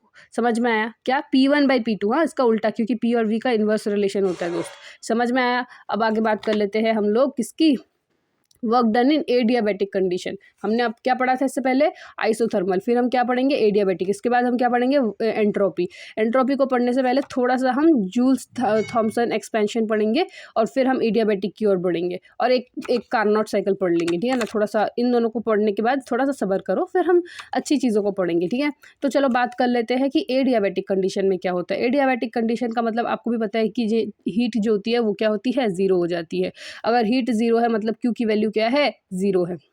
और through first law of thermodynamics you की वैल्यू क्या हो जाएगी? डेल्टा यू की वैल्यू डब्ल्यू के बराबर हो जाएगी। आपको याद क्या रखना है? रिवर्सिबल और इरिवर्सिबल कंडीशन के अलग अलग फॉर्मूले। रिवर्सिबल का हमेशा याद रखना PV to the power gamma. Gamma आपको पता है कैसे आपने निकाला था? डिग्री ऑफ फ्रीडम, है ना, निकाला था कि नहीं? तो वही चीज़ है, यही गामा जो है वो कांस्टेंट होता है। क्या है? PV gamma is constant. अब आपसे TP के टर्म्स में भी पूछ सकता है, VT के टर्म्स में भी पूछ सकता है, तो आप क्या करोगे? देखो क्या करना है आपको। PV अगर मान लो VT के टर्म्स में पूछा, आपको क्या करना है? इस V के ऊपर जो भी है गामा, उसको आपको चेंज करना है, या फिर इस P को चेंज करना है आपको। जिसके भी टर्म्स में पूछा है ना, आपको इसको PV is equal to NRT लगा के इसके वैल्यूज़ को चेंज करना है। जैसे कि फॉर एग्जाम्पल एन नहीं, मतलब टीवी के बारे में पूछे, टीवी के बारे में आपको पता है कि यहाँ पे वी का एज इट इज़ रहेगा। इस पी को चेंज करो, PV is equal to NRT by V, मतलब यहाँ पे क्या लगेगा? NRT by V। और आपको पता है कि आपको बस T और V चाहिए, है ना, तो बाकी सब चीज़ों को एलिमिनेट करोगे तो T/V आएगा। और ये जो V नीचे एक V है और ऊपर T है, इसमें से एक जो V नीचे है वो ऊपर आ जाएगा, जिसके साथ एक V, मतलब ये नीचे वाला V जब ऊपर आ जाएगा तो क्या होगा? V to the power gamma multiply by V to the power -1 आएगा, जिसके चलते वो आगे चल के क्या आंसर देगा? TV गामा -1 देगा कि नहीं? इस तरह से आप चीज़ों को सॉल्व करोगे, थोड़ा सा इमेजिन करोगे तो समझ जाओगे। आगे बात कर लेते हैं हम लोग ग्राफ की। अगर PV के बीच में अगर ग्राफ पूछा जाए और आपको सारे कंडीशन दे दिए जाए, आइसोबैरिक, आइसोथर्मल, एडियाबैटिक, आइसोफोरिक, तो कैसे करोगे? हमेशा याद रखना, at constant pressure. Constant pressure मतलब ये वाला टर्म, जब ये कांस्टेंट है, क्योंकि प्रेशर का ग्राफ यहाँ से है, वाई एक्सिस से है, तो वाई एक्सिस में आपको अगर कोई चीज़ कांस्टेंट लेके चलना है तो वो क्या होगा हमारा? Isobaric. At constant volume, volume मतलब ये वाला पार्ट, तो ये क्या हो जाएगा? आइसोकोरिक। आगे याद रखना, एडियाबैटिक और क्या बोलते हैं आइसोथर्मल को कैसे याद रखोगे? आप मुझे एक बात बताओ, जो लोग पेशेंट होते हैं वो डॉक्टर के पास रहते हैं, दूर रहते हैं, पास रहते हैं? तो मान लो कि ये क्या है? डॉक्टर है, और ये क्या है? डायबिटिक, है ना। तो डायबिटिक जो होगा वो डॉक्टर के पास रहेगा, इसलिए वो उसका ग्राफ कहाँ आता है? नीचे की तरफ आता है उसका कर्व, और आइसोथर्मल का कर्व थोड़ा ऊपर आता है। ऐसे ये चीज़ों को याद रख लेना। अच्छा, अब बात कर लेते हैं कि इसके स्लोप के टर्म्स से आपको इसका क्या पता चलेगा? वर्क डन पता चलेगा, क्योंकि जितना बड़ा स्लोप उतना बड़ा वर्क डन PV के ग्राफ में। और इससे आपको ये चीज़ पता चल रहा है कि आइसोबैरिक का क्या है? स्लोप सबसे बड़ा है, तो इसका मतलब वर्क डन जो है वो आइसोबैरिक का सबसे बड़ा है। तो फिर कौन सा आता है? आइसोथर्मल। आप एरिया कैलकुलेट कर लो ना, एरिया से आपको पता चल जाएगा किसका वर्क डन ज़्यादा है। इसको पूरा क्लोज कर दो, इसके पूरे सिस्टम को, और पूरे सिस्टम का फिर एरिया निकालो। अगर ट्रायंगल दिया तो ट्रायंगल का एरिया निकालो, रेक्टेंगल दिया तो रेक्टेंगल का एरिया निकालो। इस तरह से चीज़ों का एरिया निकालो। आपको सर्कल भी दिया तो सर्कल का भी आपको एरिया आना चाहिए। बहुत बाय स्टूडेंट तो भूल ही जाएंगे कि उधर सर्कल का एरिया क्या निकालूँ। हेक्सागन दे दिया तो क्या निकालोगे, वो फिर आप सोच लो। तो अब बात कर लेते हैं आइसोथर्मल कंडीशन की। आइसोथर्मल कंडीशन में देखो, अब आइसोथर्मल कंडीशन में देखो एडियाबैटिक है और वो है। अब एडियाबैटिक में भी आइसोथर्मल की बात कर रहे हैं हम लोग, थोड़ा सा ध्यान से देखना। आपको पता है कि आइसोथर्मल कंडीशन में PV क्या हो जाता है? कांस्टेंट रहता है। जब आपको मैंने वो पिछला वाला पढ़ा था आइसोथर्मल कंडीशन में, वहाँ पे आपने क्या देखा था दोस्त? PV जो था वो कांस्टेंट था, पर यहाँ पे जो है ना PV कांस्टेंट रहता है। देखो अगर आप इस चीज़ को ध्यान से सोचोगे ना, तो देखो D कांस्टेंट है, तो आप इस dPV को क्या लिख सकते हो, ठीक है ना। चलो ठीक है, मान लिया कि PV कांस्टेंट है और इसका जो कांस्टेंट है, इसका जो चेंज होगा वो क्या होगा, 0 होगा। पता है हमको कि dPV क्या हो जाएगा, D कांस्टेंट हो जाएगा और ये पूरा का पूरा टर्म 0 हो जाएगा, कोई दिक्कत नहीं है। पर ये जो dPV है ना दोस्त, इस चीज़ को ना आप क्या कर सकते हो, UV रूल लगा के इसको 2 हिस्सों में कर सकते हो। एक हो सकता है PdV और दूसरा VdP, कर सकते हो कि नहीं। और अब इसको अगर आप मतलब चेंज करोगे, इधर से उधर सब्स्टिट्यूट करोगे, तो आपको dP/dV क्या दिखेगा, मतलब क्या बोलते हैं, इसको इस तरफ शिफ्ट कर दो और dP की अपॉन dV कर दो, that will be equal to -PV। और यही चीज़ जब आप आइसोथर्मल के केस में करोगे ना, तो आपको यहाँ पे एक गामा दिखेगा। और इससे आपको एक चीज़ पता चलेगा कि जो एडियाबेटिक है ना, वो जो है वो आइसोथर्मल कंडीशन से ज़्यादा उसका dP/dV की वैल्यू होती है। कितना कितना ज़्यादा, गामा टाइम्स ज़्यादा। इस चीज़ को याद रखना, कभी भी क्वेश्चन में पूछा जा सकता है। आपको अब क्वेश्चन में आ सकता है कि कंप्रेशन में क्या होता है। देखो, आपको मैंने इससे पहले क्या पढ़ाया था, एक्सपेंशन में क्या होता है। एक्सपेंशन में आपने क्या पढ़ा था कि एक्सपेंशन एक्सपर्ट पढ़ा था कि नहीं। एक्सपेंशन में आपने एक्सपर्ट पढ़ा था, और एक्सपर्ट मतलब रिवर्सिबल क्या था, डोमिनेट कर रहा था। यहाँ पे याद रखना, ये एडियाबेटिक कंडीशन के बारे में बात कर रहे हैं। तो एडियाबेटिक कंडीशन जो होती है वो आइसोथर्मल्स को क्या करता है, एलिमिनेट मतलब डोमिनेट करता है। तो मतलब एडियाबेटिक कंडीशन विंस हेयर। तो रिवर्सिबल हो या चाहे प्रोसेस इरिवर्सिबल हो, बात याद रखना, एडियाबेटिक प्रोसेस जो होता है वो आइसोथर्मल से उसकी ज़्यादा होती है वर्क डन। और इसको याद रखने का क्या तरीका है, कमरिया। क्या, कमरिया। कम मतलब कंप्रेशन, एडिया मतलब एडियाबेटिक, ऐसे। अच्छा, कितना ज़्यादा होता है, VF/V इनिशियल, मतलब V final by V initial अगर आप देखोगे तो वो गामा टाइम्स ज़्यादा होता है V final by V initial के। इस तरह से आपको चीज़ों को याद करना है। और मैंने अभी बताया एडियाबेटिक आइसोथर्मल और एडियाबेटिक आइसोथर्मल, ये बताया था मैंने। चाहे वो प्रेशर हो, रिवर्सिबल हो, वर्क डन हो, कुछ भी हो, उसका यही रहता है, ठीक है ना। पर अगर आपको आइसोथर्मल बोला है तो याद रखना कि वॉल्यूम सेम होना चाहिए। और क्या बोलते हैं, एडियाबेटिक का मतलब प्रेशर सेम होना चाहिए। मतलब अगर वॉल्यूम दिया है तो प्रेशर सेम है, और प्रेशर दिया है तो वॉल्यूम सेम है। समझ में आया? तो अब बात कर लेते हैं हम लोग जूल थॉमसन एक्सपेरिमेंट के बारे में। तो जूल थॉमसन एक्सपेरिमेंट हमको बोलता है कि मान लो कि ये हमारे पास क्या है, एक बीकर है, ठीक है ना। एक बीकर नहीं, एक सिस्टम मान लो। हाँ, ये एक सिस्टम है। इस सिस्टम के अंदर हमने क्या किया, हमने पिस्टन लगाया। इस साइड में एक पिस्टन, इस साइड में एक पिस्टन। अब हमको क्या करना है, इस पिस्टन को इस तरफ शिफ्ट करना है। जब आप इस पिस्टन को इस तरफ पूरा का पूरा ढकेलते हो, हाँ, प्रेशर लगाते हो इस पिस्टन पे, तो यहाँ पे जितना गैस था वो पूरा कंप्रेस हो जाता है। इस पूरे कंटेनर में पहले पूरा गैस था, जिसको कि आपने पिस्टन को इस तरफ खींचा, तो यहाँ पे जो है, यहाँ पे क्या हो रहा है, चीज़ें दब रही है। अब यहाँ पे आपने अचानक से सडनली आपने एक होल कर दिया, और इसी होल के चलते आपने एक छोटा सा पाइप बना लिया जिसका आउटलेट बाहर की तरफ है, और यहाँ पे आपने एक और पिस्टन लगा रखा है कि इसके बाहर ना जाए गैस, ठीक है ना। तो ये एक ऐसा कंडीशन है जहाँ पे आपको दिख रहा है कि यहाँ पे कोई हीट का एक्सचेंज नहीं हो रहा है, जिसका मतलब क्या है, Q की वैल्यू 0 है। अच्छा, अब बात कर लेते हैं कि क्या यहाँ पे क्या क्या कंडीशन देखने को मिलेंगे। आपको यहाँ पे क्या देखने को मिल रहा है कि जो गैस है ना दोस्त, वो गैस यहाँ पे क्या कर रहा है, एक्सपैंड कर रहा है। यहाँ पे गैस एक्सपैंड तो कर रहा है, लेकिन यहाँ पे गैस हायर प्रेशर से लोअर प्रेशर की तरफ जा रहा है।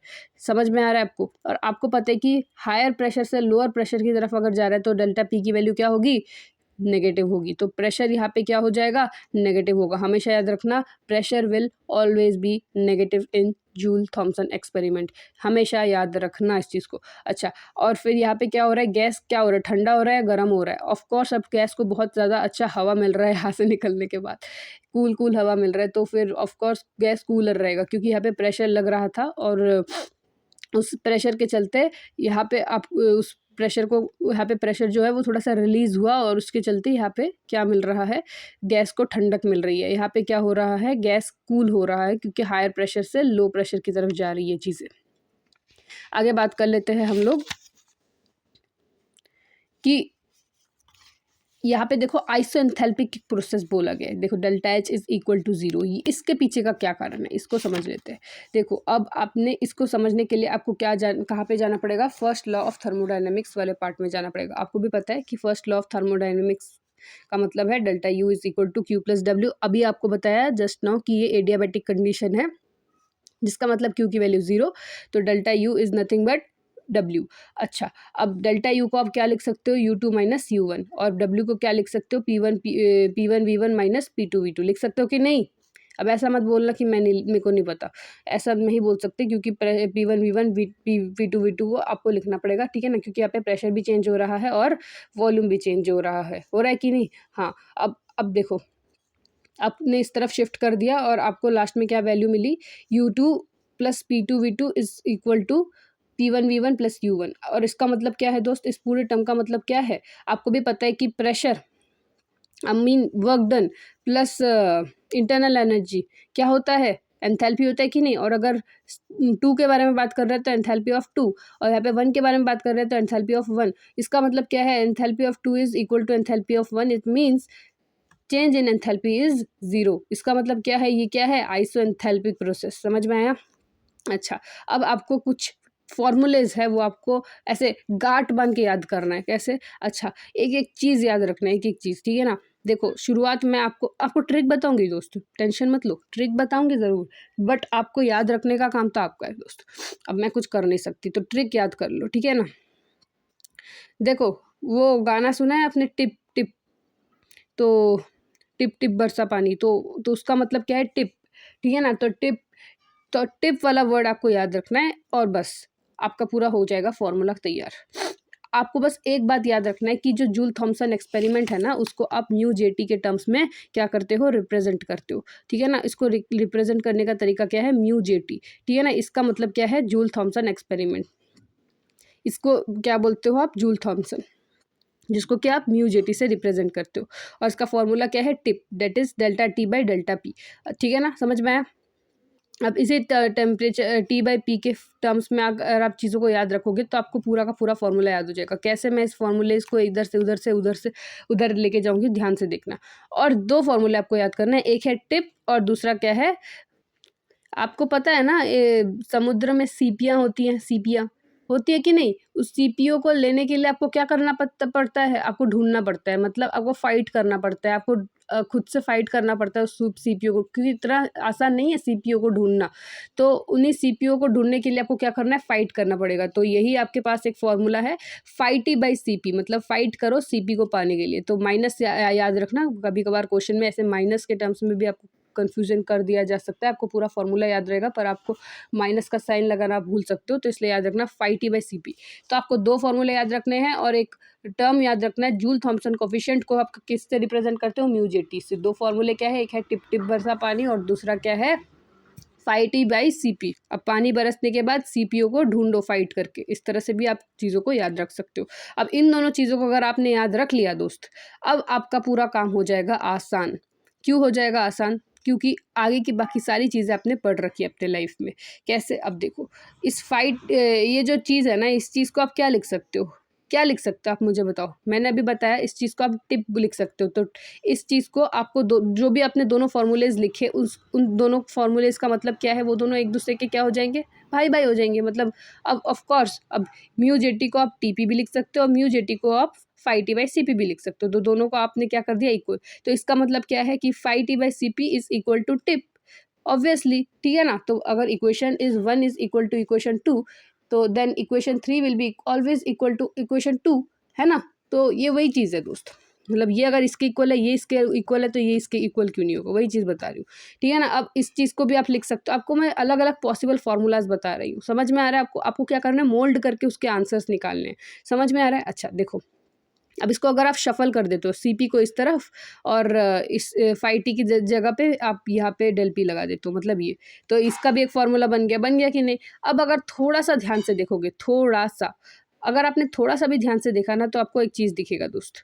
आपको जो चीज़ दिखेगा वो ये दिखेगा दोस्त, कि यहाँ पे ना आपको एक फाई टी मिल रहा है, और यही फाई टी ना आपने कहीं पे तो पढ़ा था दोस्त, मैंने आपको पढ़ाया था, आप झूठ मत बोलना। मैंने आपको पढ़ाया था ना, पहले आप पाई पढ़ते हो, फिर आप फाई पढ़ते हो, याद आ रहा है, याद आ रहा है। सेकंड इक्वेशन ऑफ स्टेट, पहले पाई पढ़ते हो फिर फाई पढ़ते हो, तो वही है फाई, जो कि था हमारा del H by del P, at is nothing at constant temperature is nothing but phi T. तो इस चीज़ को आप क्या लिख सकते हो, ये भी लिख सकते हो, समझ में आया।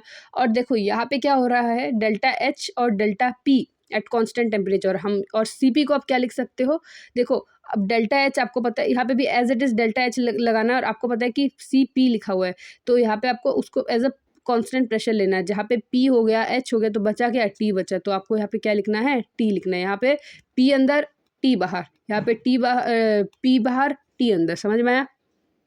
इस तरह से आप चीज़ों को याद कर सकते हो। अच्छा, आगे बात कर लेते हैं कि अब ये वाला एक फॉर्मूला है। अब देखो, ये जो आपने फॉर्मूलेज पढ़ लिए, अब इन्हीं फॉर्मूलेज को आपको कहाँ पे अप्लाई करना है, आइडियल गैस में और रियल गैस में। याद रखना, अब जो पाई टी होता है, आपको पता था ना पाई टी में क्या होता है, रियल गैस। अब मैं सेकंड इक्वेशन ऑफ स्टेट की अगर मैं आपको याददाश्त दिलाऊं तो मैं आपको बता सकती हूँ कि पाई टी की वैल्यू तो ज़ीरो होती है, इसमें कोई दौरा ही नहीं है। अब वही आपको क्या करना है, सेकंड इक्वेशन ऑफ स्टेट का इस्तेमाल करना है, यही एप्लीकेशन है सेकंड इक्वेशन ऑफ स्टेट्स की, ठीक है ना। तो आपको पता है कि ideal gas second equation of state में क्या होता है, ज़ीरो होता है कि नहीं। इसका मतलब क्या है, म्यू जेटी क्या हो जाएगा, ज़ीरो हो जाएगा। और रियल गैस में क्या हो जाएगा, म्यू जेटी की वैल्यू आपको पता है, मैंने बताया था ना पाई टी की वैल्यू क्या होती है रियल गैस में, टू, हाँ, 2a/RT माइनस बी होता है, वो नहीं होता, b माइनस 2a/RT होता है, पर ये ना नेगेटिव में होता है। आपको पता है ना CP नेगेटिव में होता है, 1 माइनस CP। आपको क्या करना है, इस पूरे टर्म को लिखना, और इस टर्म को आप क्या लिखते हो, b माइनस 2a/RT, और डिवाइड में CP लिखना है जिसके आगे माइनस होता है। तो वही माइनस हमने यहाँ पे शफल कर दिया, उस माइनस को हटाने के लिए हमने चीज़ों को उल्टा कर दिया, मतलब b माइनस 2a/RT की जगह 2a/RT माइनस b लिख दिया। समझ में आया? अब बात कर लेते हैं इन्वर्जन टेम्परेचर के बारे में।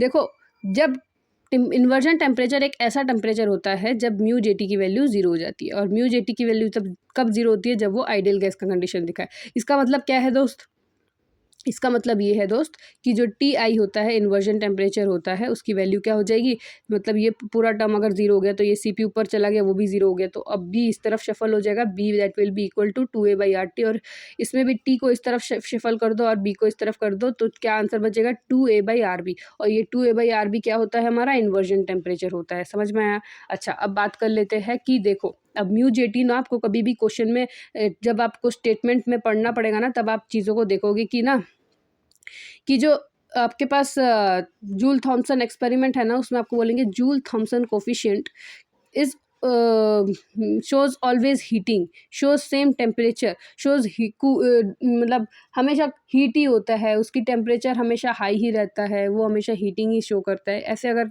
आपसे पूछ लिया जाए ना, हमेशा उसमें क्रॉस करना। याद रखना कि म्यू जेटी जो है वो कूलिंग भी दिखाता है और हीटिंग भी दिखाता है। Always remember, it does not show heating every time. It can show cooling as well as it can show heating. कब वो कूलिंग दिखाता है, कब वो हीटिंग दिखाता है, वो भी बहुत इंपॉर्टेंट है। अब जो टिप है दोस्त, इस टिप में जो प्रेशर है, ये तो मैंने आपको बताया था, change in pressure is always negative, बताया था कि नहीं, जब मैंने आपको थॉम्सन जूल एक्सपेरिमेंट की शुरुआत करी थी, जब मैं एक्सप्लेनेशन दे रही थी, तो ये तो नेगेटिव रहेगा। पर जब आपको ये बताया जाएगा कि कंडीशन है कूलिंग, क्या बोला मैंने, जब कंडीशन कूलिंग है तो कूलिंग में डेल्टा टी की वैल्यू क्या हो जाती है, नेगेटिव हो जाती है, और हीटिंग में डेल्टा टी की वैल्यू क्या हो जाएगी, पॉजिटिव हो जाएगी। तो इससे आपको एक चीज़ पता चल रहा है, इससे एक चीज़ अगर आप ध्यान से देखोगे, नेगेटिव नेगेटिव पॉजिटिव और पॉजिटिव नेगेटिव नेगेटिव, इसका मतलब ये है कि Joule Thomson coefficient can be positive and can be negative, and it varies. It can show cooling as well as it can show heating, and on cooling it will show positive Joule Thomson coefficient, and on heating it will show negative Joule Thomson coefficient. समझ में आया? अब बात कर लेते हैं कि heating में उसकी टेम्परेचर की वैल्यू क्या होगी और कूलिंग में क्या होगी, इन्वर्जन टेम्परेचर के साथ इसका रिलेशन, ठीक है ना। देखो, अगर आप इसका इन्वर्जन टेम्परेचर, जिसको कि आप TI से लिखते हो, अगर आप ध्यान से देखोगे ना, तो आपको पता है कि म्यूजेटी जो होता है ना, वो एक तो पॉजिटिव हो सकता है, एक हो सकता है नेगेटिव, ठीक है ना। नेगेटिव कब होता था, हीटिंग के टर्म्स में, ठीक है ना। जब हीटिंग होती थी तब क्या होता था, म्यूजेटी नेगेटिव होता था। इसका मतलब क्या है कि TI जो है ना, इन्वर्जन टेम्परेचर जो है ना, वो कम होता है हीटिंग में, और इन्वर्जन टेम्परेचर जो है वो ज़्यादा होता है कूलिंग में, क्योंकि म्यूजेटी की वैल्यू यहाँ पे क्या है, पॉजिटिव, ठीक है ना। तो TI positive, TI is greater than T। तो इसका मतलब आपको बस ये याद रखना है, TI जो होता है वो TI का मतलब है, मतलब cooling temperature is has greater value than temperature, normal temperature, and then it has greater value than heating temperature. समझ में आया? ठीक है। अच्छा, अब बात कर लेते हैं कि देखो, इसका मतलब ये है कि कूलिंग में म्यूजेटी की वैल्यू ज़्यादा होती है और हीटिंग में, म्यू जे टी की वैल्यू सबसे कम होती है और आइडियल गैस में म्यू जे टी की वैल्यू 0 होती है। समझ में आया? इस तरह से उस चीज़ को ऑर्डर में कन्वर्ट किया गया है, ठीक है ना। अब बात कर लेते हैं सेकेंड लॉ ऑफ थर्मोडाइनमिक्स। इतना जो भी आपने पढ़ा वो सारा का सारा क्या हो गया हमारा खत्म। First law of thermodynamics. Second law क्या बताता है? Work can be converted into heat but heat can not be converted into work. इसका मतलब क्या है कि जितना भी आप काम कर रहे हो उसको आप एक हीट में कन्वर्ट कर सकते हो, पर जितना भी आपको हीट मिला है उस हीट को आप वर्क में कन्वर्ट नहीं कर सकते। मतलब कर तो सकते हो पर वो 100% नहीं कर सकते। तो इट इज़ इम्पॉसिबल, ये भी वर्ड इंपॉर्टेंट है। ऐसे आप बोलते हो ना इस दुनिया में कोई भी चीज़ इम्पॉसिबल नहीं है, ये वाली बात मत इस पर अप्लाई कर लेना, ठीक है ना। अब बात कर लेते हैं कि एफिशिएंसी ऑफ कार्नोट। अब हम कार्नोट इंजन के एफिशिएंसी मतलब उसके जितने भी फार्मूलेज हैं उन सारे फार्मूलेज के बारे में बात करेंगे। तो देखो आपको याद रखना है कार्नोट इंजन की क्या क्या फार्मूलेज है। पहले तो याद रखो कि एफिशिएंसी को आप नीटा से रिप्रेजेंट करते हो। किससे? नीटा से।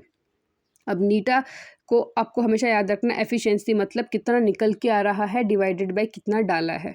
इसका मतलब output divide by input, output divide by input. अब आप क्या डालोगे? ऑफ कोर्स आप हीट डालोगे और निकल के क्या आएगा? वर्क डन निकल के आएगा। ऑफ कोर्स आप क्या करते हो? आप मेहनत करते हो, आप अपने अंदर का सारा भड़ास निकालते हो। और क्यों करते हो? सो दैट आप अच्छा काम कर सको, ठीक है ना। तो आउटपुट क्या है? वर्क। इनपुट क्या है? हीट। तो इनपुट में आपने क्या लिख दिया? हीट। और वर्क को आप इस वर्क डन को क्या लिख सकते हो? TH minus TC। और इस क्यू हीट को क्या लिख सकते हो? TH। अब देखो टेम्परेचर के टर्म्स में आपको एक चीज़ को याद करवाती हूँ मैं, कैसे याद रखोगे। अगर आपको देखो ये बहुत इंपॉर्टेंट फॉर्मूला है क्योंकि आपको ना टेम्परेचर दिया जाता है कि ना यहाँ से यहाँ तक वर्क हुआ है और मतलब इतने टेम्परेचर से इतने टेम्परेचर तक, और आपको निकालना है कि उसकी एफिशिएंसी क्या है। अब कैसे निकालोगे? हमेशा याद रखना जो हाई टेम्परेचर है उसको आगे रखना है minus low temperature divide by high temperature. क्या बोला? High temperature minus low temperature divide by high temperature, क्योंकि बहुत बच्चे डिवाइड में समझ में नहीं आएगा उनको लिखना क्या है, ठीक है ना। अच्छा अब बात, क्योंकि पता है कन्फ्यूजन क्यों होता है। देखो अब नहीं होगा, अभी जो मैंने आपको पढ़ाया अभी नहीं होगा। अभी जब मैं आपको रेफ्रिजरेटर पढ़ाऊंगी ना तब चीज़ें उल्टी हो जाएंगी, ठीक है ना। यहाँ पे क्या होता है ना दोस्त, यहाँ पे आपको वर्क डन देना पड़ता है, मतलब इनपुट में आपको वर्क डन देना पड़ता है, आउटपुट में आपका हीट निकलता है। आपको भी पता है रेफ्रिजरेटर में पीछे से हीट निकलता है, ठीक है ना। तो यहाँ से आउटपुट आपको हीट दिखता है और इनपुट आपको वर्क डन होता है। तो वर्क डन की जगह आपको क्या लिखना है? QH माइनस QC, मतलब TH माइनस TC, मतलब हाई टेम्परेचर से लो टेम्परेचर, हाई हीटिंग से लो हीटिंग, ये आपको पता ही है, कोई प्रॉब्लम। पर ऊपर क्या लिखना है आपको? डिवाइड में आपको क्या करना है? यहाँ पे आपने डिवाइड किया था हाई टेम्परेचर के साथ, यहाँ पे आपको लो टेम्परेचर के साथ डिवाइड करना है, लो हीट के साथ डिवाइड करना है, कूलिंग हीट के साथ। ये इसलिए मैंने C लिखा है, C मतलब कूलिंग। हाँ ऐसे इस तरह से आपको चीज़ों को याद करना है, यहाँ पे रेसिप्रोकल हो जाएगा चीज़ों का, ठीक है ना। वैसे ही हीट के टर्म्स में भी QH minus QC divide by QH। ये आपको मैं एफिशिएंसी ऑफ कार्नोट इंजन का बता रही हूँ, ठीक है ना। अब याद रखना कि नीटा जो है वो कभी भी 100% नहीं हो सकता। अभी बताया मैंने कि जो अगर आप इनपुट में मतलब हीट को वर्क में कन्वर्ट कर रहे हो तो ऑफ कोर्स वो 100 ऑब्वियसली वो कभी भी 100% वर्क में कन्वर्ट नहीं होगा। तो वही चीज़ बताई गई कि जो एन है वो लेस देन 100% हो सकता है, बट वो क्या बोलते हैं वो कभी भी 100% नहीं हो सकता। समझ में आया? अब बात कर लेते हैं हम लोग एक कार्नोट साइकिल का ग्राफ आता है, उस ग्राफ को थोड़ा सा डिटेल में पढ़ लेते हैं। Before going to Carnot cycle मैं आपको एक बात बता देती हूँ। अगर आपको क्वेश्चन में कभी पूछ लिया जाए कि एंट्रोपी का रिलेशन बताओ with temperature, enthalpy and internal energy के साथ, कुछ भी मतलब इन तीनों में से अगर कुछ भी आपको दिख जाए, उसके बीच में का ग्राफ देखने को मिले तो आपको एक ट्राइंगल दिखेगा जो कि किस साइड में घूम रहा है? क्लॉकवाइज, ठीक है ना। इस चीज़ का याद रखना, ये वाला ग्राफ बहुत इंपॉर्टेंट है। ये रेक्टेंगल होगा क्योंकि IIT एग्जाम में ये ऐसा ही सेम क्वेश्चन आया था पर इसमें अलग अलग शेप्स दिया गया था और उसमें जो करेक्ट आंसर था वो क्या था? रेक्टेंगल विथ क्लॉकवाइज डायरेक्शन, ठीक है ना। और जब अगर इस S को अगर आप इधर लिख दोगे और THU को इस तरफ तो क्या होगा? डायरेक्शन एंटी क्लॉकवाइज हो जाएगा, ठीक है ना। तो डायरेक्शन के साथ साथ आपको शेप भी याद रखना है इसमें। अब जो है अब आप कार्नोट साइकिल के ग्राफ को पढ़ेंगे। तो कार्नोट साइकिल के अगर आप ग्राफ में देखोगे तो यहाँ पे आपको रेक्टेंगल नहीं, यहाँ पे ऊपर और नीचे तो चलो ठीक है रेक्टेंगल का शेप है, पर इस तरफ से आपको एक कर्व देखने को मिल रहा है। तो यहाँ पे अगर आप देखोगे कि जो ये ग्राफ है ना दोस्त, ये ग्राफ ना आपको किसके बारे में बताएगा? रिवर्सिबल आइसोथर्मल एक्सपेंशन के बारे में, रिवर्सिबल एडियाबैटिक एक्सपेंशन के बारे में, रिवर्सिबल आइसोथर्मल कॉम्प्रेशन के बारे में और रिवर्सिबल एडियाबैटिक कॉम्प्रेशन के बारे में। तो याद रखना है यहाँ पे एक बात कि देखो यहाँ पे ना एक्सपेंशन हो रहा है और कंप्रेशन हो रहा है। कैसे चीज़ों को याद रखोगे? देखो आप जब यहाँ से यहाँ जा रहे हो तो यहाँ पे क्या हो रहा है, P1 V1 T1 से आप कहाँ जा रहे हो, P2 V2 T2 की जगह जा रहे हो। मतलब यहाँ पे प्रेशर चेंज हो रहा है, वॉल्यूम भी चेंज हो रहा है, टेम्परेचर भी चेंज हो रहा है। यहाँ पे कोई भी चीज़ कांस्टेंट नहीं है, यहाँ पे सारी चीज़ें कांस्टेंट मतलब चेंज हो रही है। अब यहाँ से आप जब यहाँ जा रहे हो तो क्या हो रहा है, P3 V3 T3 मतलब तीनों चीज़ें चेंज हो रही है। फिर यहाँ से यहाँ जा रहे हो तो P4 V4 T4। ठीक है ना, समझ में आ रहा है आपको किस तरह से चीज़ें चेंज हो रही है। तो यहाँ पे अगर आप चीज़ों को देखोगे तो आपको दिखेगा, अगर आप यहाँ पे आइसोथर्मल एक्सपेंशन करते हो मतलब केस 1, ठीक है ना, इसका मतलब ये है कि जब आप आइसोथर्मल एक्सपेंशन कर रहे हो मतलब यहाँ से यहाँ तक टेम्परेचर चेंज नहीं हो रही है, मतलब ये क्या है, आइसोथर्मल, ठीक है ना। और यहाँ ये क्या है, एडियाबेटिक कंडीशन। समझ में आया। तो आइसोथर्मल एक्सपेंशन में मतलब टेम्परेचर चेंज नहीं होगा। और आपको पता है, मैंने बताया था आइसोथर्मल रिवर्सिबल कौन सा कंडीशन होता है वर्क डन का, -nRT ln V2/V1। तो वही चीज़ यहाँ पे यूज़ हो रहा है, माइनस लगाना बिल्कुल मत भूलना, मैं पहले ही बता रही हूँ, ठीक है ना। तो माइनस लगाता तो बिल्कुल भी मत भूलना। तो अब बताती हूँ मैं V2 से लेके V1 तक अब क्या होता है। देखो यहाँ पे मैंने बताया आइसोथर्मल एक्सपेंशन, ठीक है ना, यहाँ पे प्रेशर जो है और वॉल्यूम जो है सब चेंज हो रहा है। तो यहाँ पे आपको V2/V1 लिखना है, ठीक है ना। और अब आपको अगर आप केस 2 को देखोगे तो केस 2 में क्या है, रिवर्सिबल एडियाबेटिक एक्सपेंशन। मतलब कि अब आपको देखना है चेंज इन हीट। मतलब एडियाबेटिक में मैंने आपको क्या पढ़ाया था, एडियाबेटिक में मैंने आपको पढ़ाया था कि वो PV जो होता है उसका गामा जो होता है वो क्या होता है, कांस्टेंट होता है। ये वाला पढ़ाया था, ठीक है ना। और एक और चीज़ याद रखना दोस्त, इसको भी आप एक और चीज़ टर्म्स में लिख सकते हो। अब आपको ना वर्क डन पूछा गया है, ठीक है ना, वर्क डन को ना आप NCV डेल्टा टी भी लिखते हो। क्या लिखते हो, NCV डेल्टा टी लिखते हो एडियाबेटिक कंडीशन में। और इसी NCV डेल्टा टी को आप अगर आप T2 से T1 जा रहे हो, ऑफ कोर्स यहाँ पे आइसोथर्मल कंडीशन नहीं है तो आपको चेंज इन टेम्परेचर के टर्म्स में चीज़ों को लिखना है, इसलिए आप T2 - T1 लिखते हो, ठीक है ना। यहाँ पे कोई माइनस का सीन नहीं है। क्यों, क्योंकि यहाँ पे कौन सा फॉर्मूला लगता है, एक्सपेंशन मतलब पॉजिटिव, कंप्रेशन मतलब नेगेटिव। समझ में आया, यहाँ पे वो वाला फॉर्मूला लगता है। समझ में आया आपको। अब आप मुझसे यही पूछोगे कि एक्सपेंशन मतलब पॉजिटिव क्यों हो गया, एक्सपेंशन का मतलब तो नेगेटिव होना चाहिए, क्योंकि आपने हमको यही पढ़ा है। देखो दोस्त, यहाँ पे ना वर्क डन जो होता है ना वो आपको पता है कि -PdV में होता है, और उस चीज़ को भी आप माइनस में ही लिखते हो चीज़ों को। पर एक्सपेंशन में ना वो चीज़ माइनस माइनस होके प्लस हो जाती है, और कंप्रेशन में वो चीज़ क्या हो जाती है, प्लस से माइनस हो जाती है, ठीक है ना। तो कंप्रेशन में क्या होता है, -NCV डेल्टा टी, और यहाँ पे एक्सपेंशन में NCV डेल्टा टी, ठीक है ना। अच्छा, अगर आप एक और भी देखोगे ना एक चीज़, कि एक्सपेंशन में ना यहाँ से यहाँ जा रहा है, आई एम सॉरी, यहाँ से यहाँ जा रहा है, और कंप्रेशन में क्या हो रहा है, चीज़ें यहाँ से यहाँ जा रही है, ठीक है ना। इस चीज़ को भी आप ध्यान से देखना, ठीक है। अब आगे बात कर लेते हैं दूसरे पार्ट में जाके।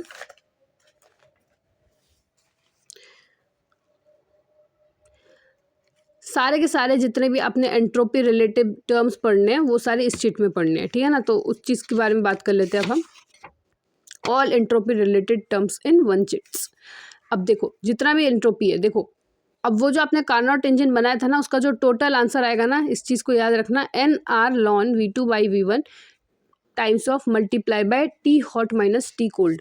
मतलब वो जो आपने T लगाया था ना, NRT ln V2/V1, जब आप वर्क डन का फॉर्मूला पढ़ रहे थे -NRT वाला eight in isothermal reversible condition, तो वो आइसोथर्मल रिवर्सिबल कंडीशन है। यहाँ पे अगर आपसे पूछ लिया जाए कि कार्नोट इंजन में टोटल वर्क डन क्या होगा, तो आपको याद रखना है ये आइसोथर्मल और एडियाबेटिक का मिक्सचर होता है। तो यहाँ पे NR T hot minus T cold, यहाँ पे टेम्परेचर कांस्टेंट नहीं है दोस्त, यहाँ पे T high temperature to T cold temperature ln V2/V1, ठीक है ना। कुछ चेंज नहीं करना, बस टेम्परेचर को ऐड करना है यहाँ पे।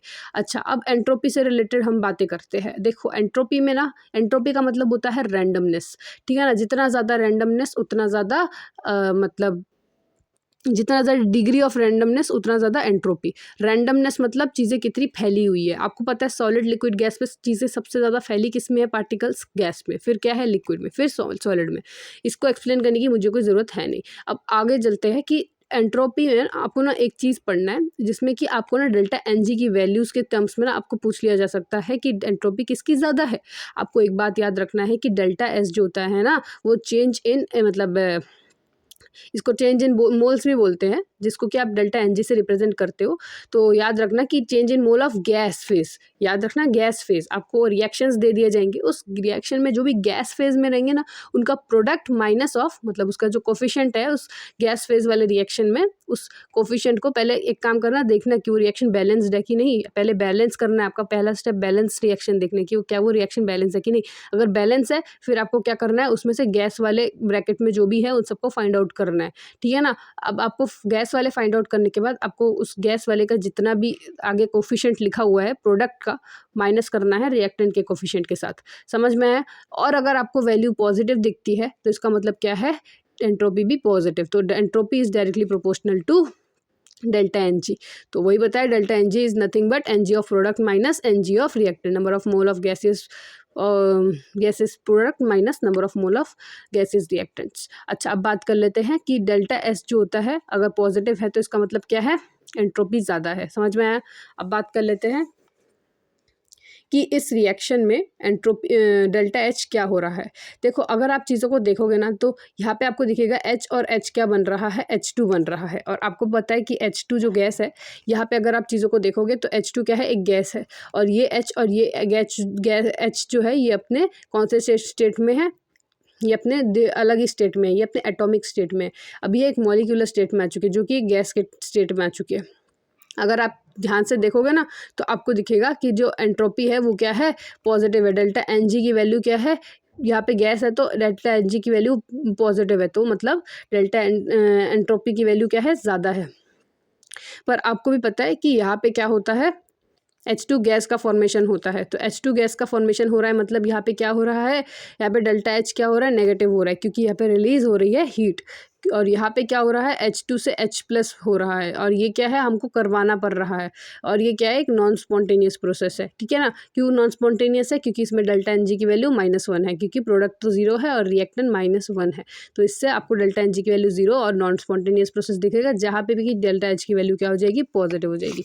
अब बात कर लेते हैं सिस्टम और सराउंडिंग क्या चीज़ होती है। अब सिस्टम को ध्यान से समझो। सिस्टम क्या होता है, एक पर्टिकुलर हमने क्या किया, बाउंड्री सेट किया है, उस बाउंड्री के अंदर जो भी चीज़ है ना, उस चीज़ में, जैसे कि फॉर एग्जांपल हमारे पास एक कप है, उस कप के अंदर जो भी चीज़, मतलब उस कप के अंदर जितना भी पार्ट है उसको हम क्या बोलेंगे, सिस्टम बोलेंगे। और उसके बाहर उस पर्टिकुलर पूरे बाउंड्री में जो भी चीज़ है उस सबको क्या बोलेंगे, हम सराउंडिंग बोलेंगे। जैसे कि फॉर एग्जांपल कि मैं एक डब्बे में बंद हूँ, और वो डब्बा जो है वो कहाँ पे है, मतलब कि फॉर एग्जांपल हमारे पास एक क्या है, कॉफ़ी है, तो ये कॉफ़ी क्या हो जाएगा, इस कॉफ़ी के अंदर जितनी भी चीज़ें हैं वो क्या हो जाएंगी, सिस्टम हो जाएंगी। टेम्परेचर 1 इसका सिस्टम, देखो इसके अंदर कॉफ़ी है, अब कॉफ़ी का एक पर्टिकुलर टेम्परेचर होगा, तो वो कॉफ़ी क्या है, उस कॉफ़ी का टेम्परेचर क्या है, सिस्टम है। और जो ये कॉफ़ी का जो हीट निकल रहा है, जिसको कि आप क्या बोल रहे हो, T2। ऑफ कोर्स इन दोनों का टेम्परेचर डिफरेंट होगा। T2 जो होगा थोड़ा सा कम गर्म होगा एज़ कम्पेयर टू T1 के। तो इसका मतलब क्या है, सराउंडिंग जो है उसको आप क्या बोलोगे, T2 बोलोगे। सराउंडिंग का टेम्परेचर T2। समझ में आ रहा है आपको। अच्छा, आई एम सॉरी, T2 की वैल्यू ज़्यादा होती है और T1 की वैल्यू कम होती है, क्योंकि हीट की वैल्यू ज़्यादा होती है, ठीक है ना। अब बात कर लेते हैं कि दोनों का टेम्परेचर आपको पता चल गया, सराउंडिंग ज़्यादा गर्म एज़ कम्पेयर टू सिस्टम। अब आपको बताया गया है, मतलब कुछ भी कर सकते हो, जैसे T2 भी ज़्यादा कर सकते हो, T1 भी कम कर सकते हो। मेरे कहने का मतलब ये है दोस्त कि सिस्टम और सराउंडिंग के टेम्परेचर्स अलग अलग है, और सेम भी हो सकता है, ऐसा कुछ नहीं है। और जो बाहर बाहर जो चीज़ें है ना, सराउंडिंग के बाहर, उस पूरे टर्म को आप क्या बोलते हो, यूनिवर्स बोलते हो। समझ में आया। अब सवाल ये उठता है कि मैं आपको क्यों पढ़ा रही हूँ सिस्टम, सराउंडिंग और यूनिवर्स, क्यों, क्योंकि अभी आपको इसी की ज़रूरत है। क्योंकि जब मैं आपको आगे पढ़ाऊँगी ना चीज़ें, तब आपको इनकी ज़रूरत पड़ेगी। तब आप ये नहीं बोल सकते भाई सिस्टम क्या है, भाई सराउंडिंग क्या है, भाई यूनिवर्स क्या है यार। अच्छा देखो, याद रखना, सिस्टम का ना फॉर्मूला क्या होता है, dQ/dt, मेरा सराउंडिंग का होता है minus of delta H of system by T2, ठीक है ना। याद रखना, किसका, सिस्टम का क्या होता है, dQ/dt, और इसका होता है delta H of system by T2। ये T1 का है, आपको पता है सिस्टम में T1 टेम्परेचर है और सराउंडिंग में T2 टेम्परेचर है। तो दोनों के टेम्परेचर को हमने लिखा, और यहाँ पे एंथैल्पी का इस्तेमाल हो रहा है, यहाँ पे हीट का इस्तेमाल हो रहा है। समझ में आ रहा है। अब देखो, आपको कभी भी क्वेश्चन में ना अगर मान लो कि ये पूछ लिया जाए कि T1 से चीज़ें T2 में शिफ्ट हो रही है, और कोई भी सॉलिड हीट कंडीशन या फिर लिक्विड हीट कंडीशन अगर आपको दिया हुआ है, तो याद रखना और आपको CV भी मेंशन्ड है, तो आपको क्या करना है, कौन सा फॉर्मूला लगाना है। अगर आपको एंट्रोपी फाइंड आउट करना है कि अगर मान लो कि एक सिस्टम है जो कि 200 केल्विन में है, वो सिस्टम 300 केल्विन की तरफ जा रहा है और आपको CV की भी वैल्यू दी हुई है क्वेश्चन में, तो आप किस तरह से एंट्रोपी निकालोगे, ये वाला फॉर्मूला यूज़ करके, NCV ln T2/T1। और ये फॉर्मूला जो है वो कहाँ से आ रहा है, वो सारे फॉर्मूलेज हम आगे डिस्कस करेंगे, अभी जस्ट फॉर्मूले को याद करके रखो।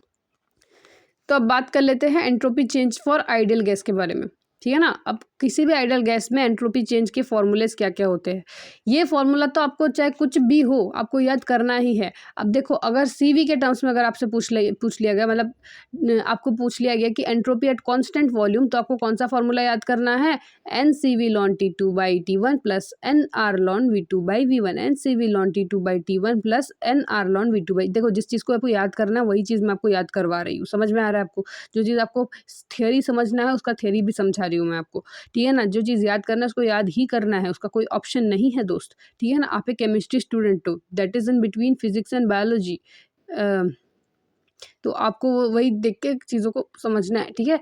अब देखो, वॉल्यूम अगर कांस्टेंट रहा तो NCV ln T2/T1 plus NR ln V2/V1। अगर टेम्परेचर, अगर आइसोथर्मल पूछा तो इस पर्टिकुलर टर्म को काट दो, और आइसोकोरिक पूछा तो इस पर्टिकुलर टर्म को काट दो, और जितना आपको बचा वो सारी चीज़ों को आपको फॉर्मूले में डाल के चीज़ों को सॉल्व करना है।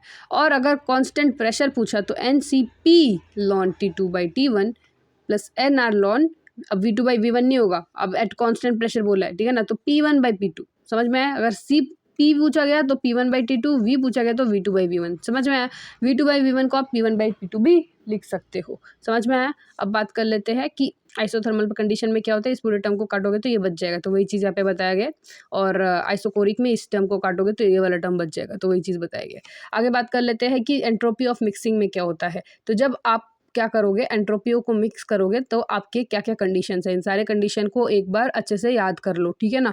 और कभी भी भूलना मत, याद रखना जितने भी UH AG जो भी आपको पढ़ाती हो ना, delta U, delta H mix, delta volume mix, ठीक है ना। क्या बोला मैंने, internal energy, enthalpy and change in volume, ये सारे के जो मिक्सचर होते हैं एंट्रोपी के, वो क्या होते हैं, ज़ीरो होते हैं। क्यों, क्योंकि यहाँ पे क्या होती है, आइडियल गैस की आइडियल मिक्सिंग होती है, ठीक है ना। एक बात बताती हूँ कि जब एंट्रोपी का मिक्सचर होता है तो किसके क्या क्या कंडीशन होते हैं। एक तो टेम्परेचर भी क्या होता है और प्रेशर भी क्या होता है, कांस्टेंट होता है। सारे कंडीशन को याद रखो स्टेटमेंट वाइज, एक भी अगर स्टेटमेंट अगर आपको याद नहीं रहा तो वहाँ पे दो स्टेटमेंट के बीच में फंस जाओगे और समझ में नहीं आएगा, फिर आप क्या करोगे, फिर वही KBC खेलते रहना 50-50% वाला, ठीक है ना। तो मैं पहले बता रही हूँ कि टेम्परेचर और प्रेशर क्या होता है, कॉन्स्टेंट होता है, delta U, delta H, delta V की वैल्यू क्या होती है, 0। पर दो ऐसे टर्म्स हैं जिनकी वैल्यू 0 नहीं होती, और जिनके टर्म्स की वैल्यू 0 नहीं होगी उनका आपको फॉर्मूला क्या करना है, याद करना है। और कौन कौन से टर्म्स हैं जिनके वैल्यू 0 नहीं होते, एक होता है डेल्टा S मिक्सचर और एक होता है डेल्टा G। मतलब एंट्रोपी की वैल्यू क्या होती है, ग्रेटर देन 0, और गिव्स फ्री एनर्जी की वैल्यू क्या होती है, लेस देन 0। आपको बस एक कंडीशन याद रखना है, आपको पता है ना, जो स्पॉन्टेनियस कंडीशन में डेल्टा G होता है, नेगेटिव होता है, तो डेल्टा G मतलब less than 0, that is negative. ऐसे भी आप चीज़ों को याद रख सकते हो। और एंथैल्पी तो ऑफकोर्स पॉजिटिव ही रहती है। अब बात कर लेते हैं स्पॉन्टेनियस में, तो वही होता है, आपको पता ही। अब देखो, अब हम आ चुके हैं उस पॉइंट में जब आपको वापस यही पढ़ना है कि रिवर्सिबल में isothermal condition at